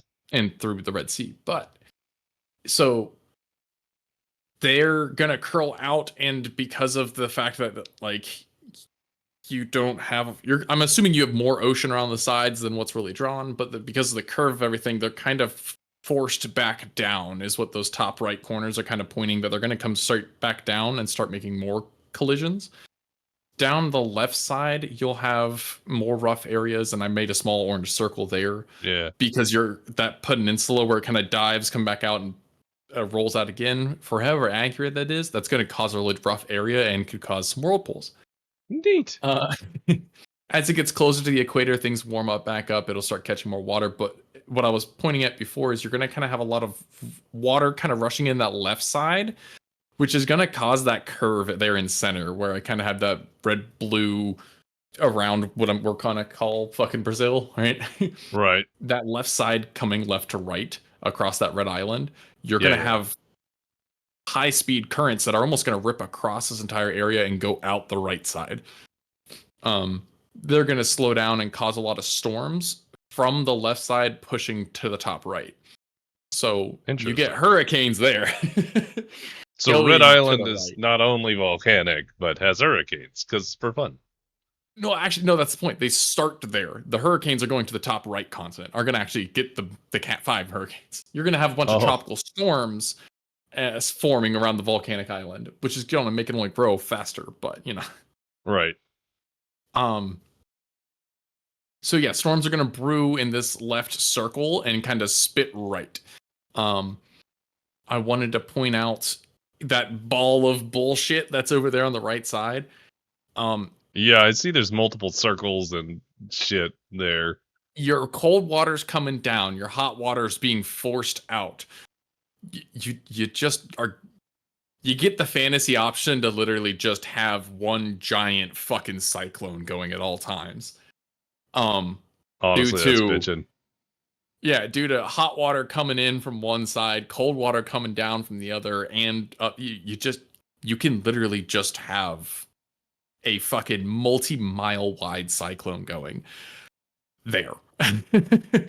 But if it doesn't, then you have one of the choppiest, gunkiest, weather-specific fucking seasons that during the summer, everything's going to be going out, and during the winter, everything's going to be going down.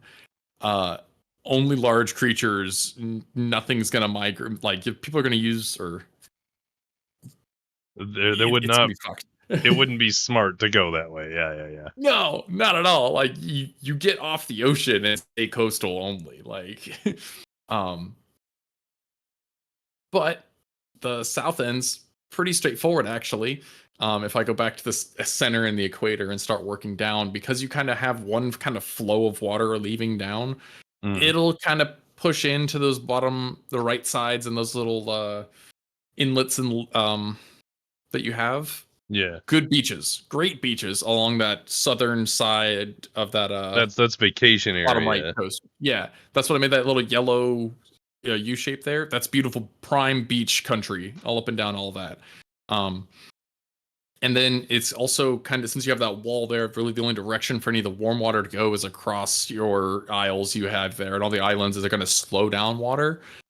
The closer islands, farther to the right and center, are going to be more, I don't want to say jagged, but less beach and more rougher coastlines. Yeah, but it's not. Once you get all towards the inside, you get a lot more beaches. You get a lot more smooth land masses, as water is going to be really slowed down.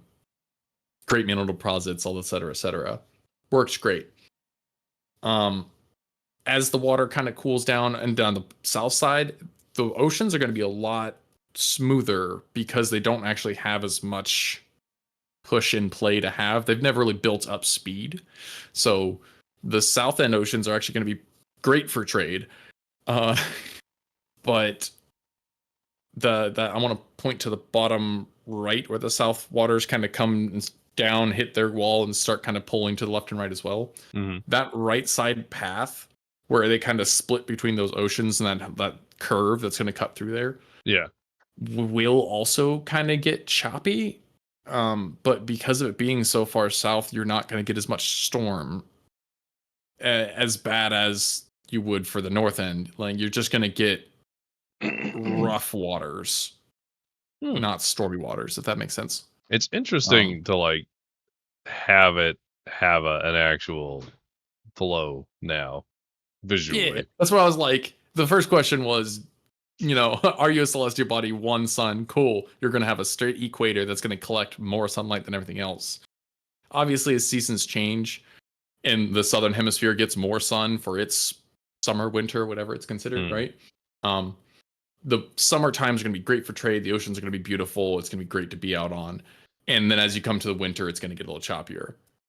But as far as Faegrimm actual like portion that I'm working on, is it considered, would that be a tropical place or just the continent above it? No, it would also be considered generally tropical by the oceans, of course. You wouldn't have any. You really would have more of a Mediterranean kind of feel for that whole southern half of everything. It's so close to the equator. It's very much, you're looking at the southern states in Mexico kind of style of everything. Like, you have obviously enough circulation of water, and then it's going to depend on rainfall. Really wouldn't happen until you get more towards the southern end of everything for it. All your evaporating, you get hot and humid for sure, but then it's going to depend on rain shadows and mountain and terrain for everything, for how tropical the lands are going to be. The rainforest of Brazil is the way it is because the winds that come off the Sahara Desert pull minerals and sand across the entire ocean into Brazil. So, I see. It's not necessarily, they're both close to the equator, being a desert and a rainforest, but one supplies the other. Right. So it's going to be a little more dependent of it. Because of, I don't know, I can't really say for your mountains and land masses and how the rest of it's going to go. The winds are going to kind of follow the water more or less, but being affected a lot more obviously by the way things move. The wind wise, you're just going to have a bunch of big circles until you hit mountains and break up things in low. If you want to look at high picture, your jet streams, they're going to follow the same larger circles of heat leaving the top, going to the north to cool, making a circle and come back down. Right. So generally, this is the chart to follow for world building purposes. Well, I mean, that's the point of, like, obviously fantasy all you need to. Sure, yeah. Giant cyclones definitely going to happen. Giant cyclones, a perfect spot for it. I was just like, that's either extremely just like it's common for them to crop up out of nowhere, or you have one massive fucking cyclone at all times. Hey, that sounds way cooler, actually. The funnier thing for that cyclone, the only thing I would give it as far as also lore, in the northern hemisphere's summer, it would be calmer, actually. It'd be less prominent. But as the winter starts to hit, it would pick up speed and intensity. Mm-hmm. The other little fun spot I want to point out was right there at the equator on that bottom right continent. I made a little circular spot there. Yeah, that little red where circle. warm water's going to kind of come in, but doesn't have a lot of place to go. It's going to have some speed. That area would have a very interesting trade route, as getting across left to right of that area would be really easy, but getting out and going north from that center area would be kind of a pain, as that entire flow of that area is you could flow into it. You would have you like use the circle, like the flow of water, like it would push in from the top, and then theoretically it would curl around and kind of head almost in an outwards fashion? Nope. No. You would have a shit ton of rivers going into that entire area. Ah. Yeah. Realistically, whatever large mountain mass is going to be around that area, because something's going to have to be somewhere, is going to dictate a lot of that. Water likes to flow to the ocean, except for in cases that it doesn't.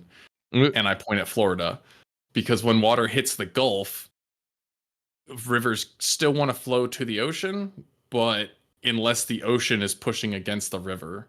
The St. John River in Florida cuts from the middle of the Gulf out to the Atlantic, and goes from south to north, which is very uncommon. But that's because of the way water is pulling across it and forced into it from the Gulf itself. That's really interesting, actually. Yeah. Learning all sorts of things. That one's going to be kind of a weird spot where, for sure, it's one of those, it'd have great trade inside of it, but getting out of it would take a lot more effort. And realistically, as it is right at the equator going north, there would be some kind of wind to help them leave, but ocean currents would be resisting them. So very weather dependent. But yeah, no, left and right across that thing, great fucking trade is what I got for you. And then also good trade for whatever that southern peninsula tip, close to the Antarctic of that same continent. From there, going to the right into that entire channel across the continent, also great trade, as they're going to have high-speed ships being able to just take main currents around from center of the map to the right side of that continent. Yeah. Mm-hmm. Any of those high-speed currents would be major trade routes, and that's where, like, I know you're just talking about your trade city here. Anything on the inside of Faegrimm, especially that bottom right section of Faegrimm, would have the best set of trade to be able to move it across and around the entire continent.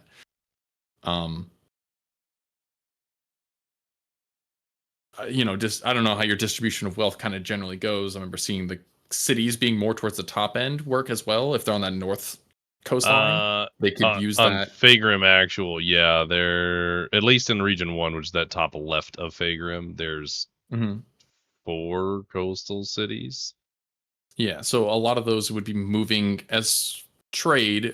If they're using main coastal waters, it's fine. But sorry, if they're getting out of coastal waters into open ocean, it's going to pull their travel up and around back in towards the center.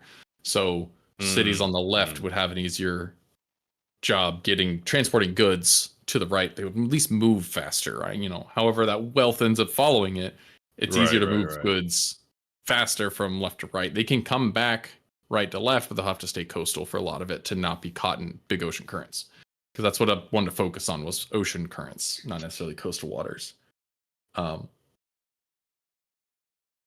Interesting. Yeah.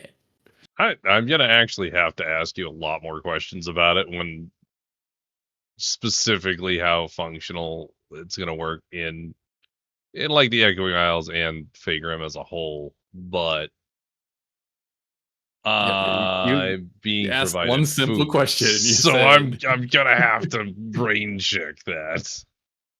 Yeah.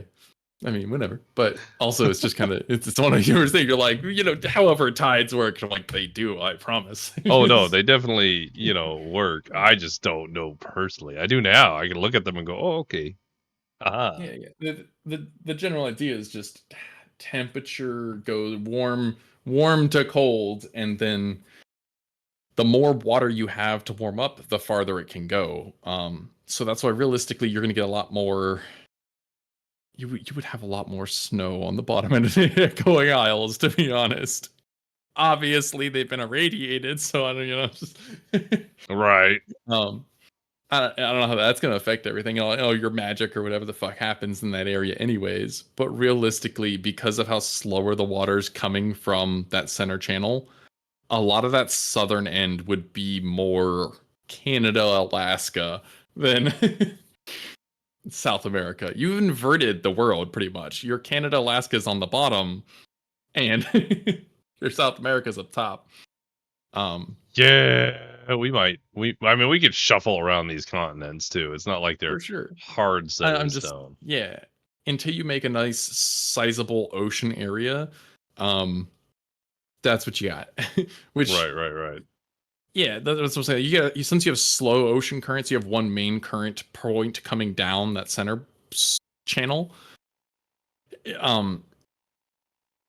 The islands are really breaking up a lot of speed and are taking a lot of that warmth, so nothing's really going to get past what it's got there in that center of the Echoing Isles. The south ends are going to take a lot more heat from the sun than they will the ocean.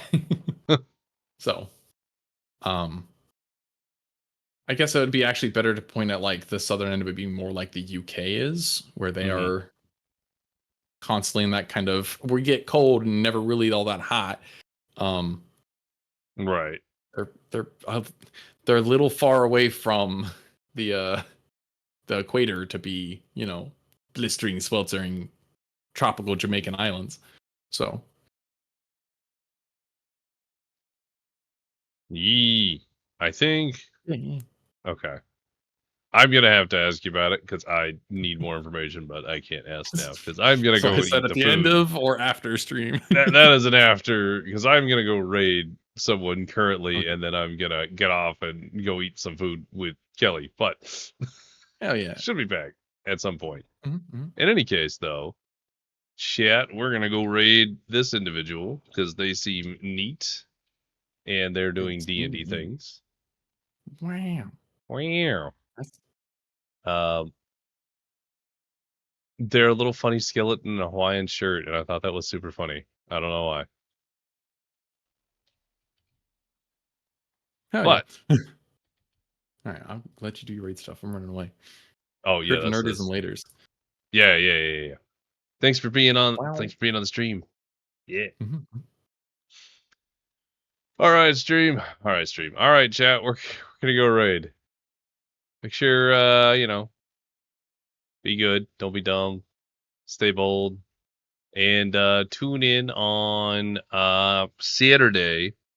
We'll either be here or we might be over on the Wandering Fools channel for some Space Marines. I'm pretty sure he wants to stream it, so we might be going over there. But in any case, thanks for being here. I hope you guys have a great rest of your day. Bye.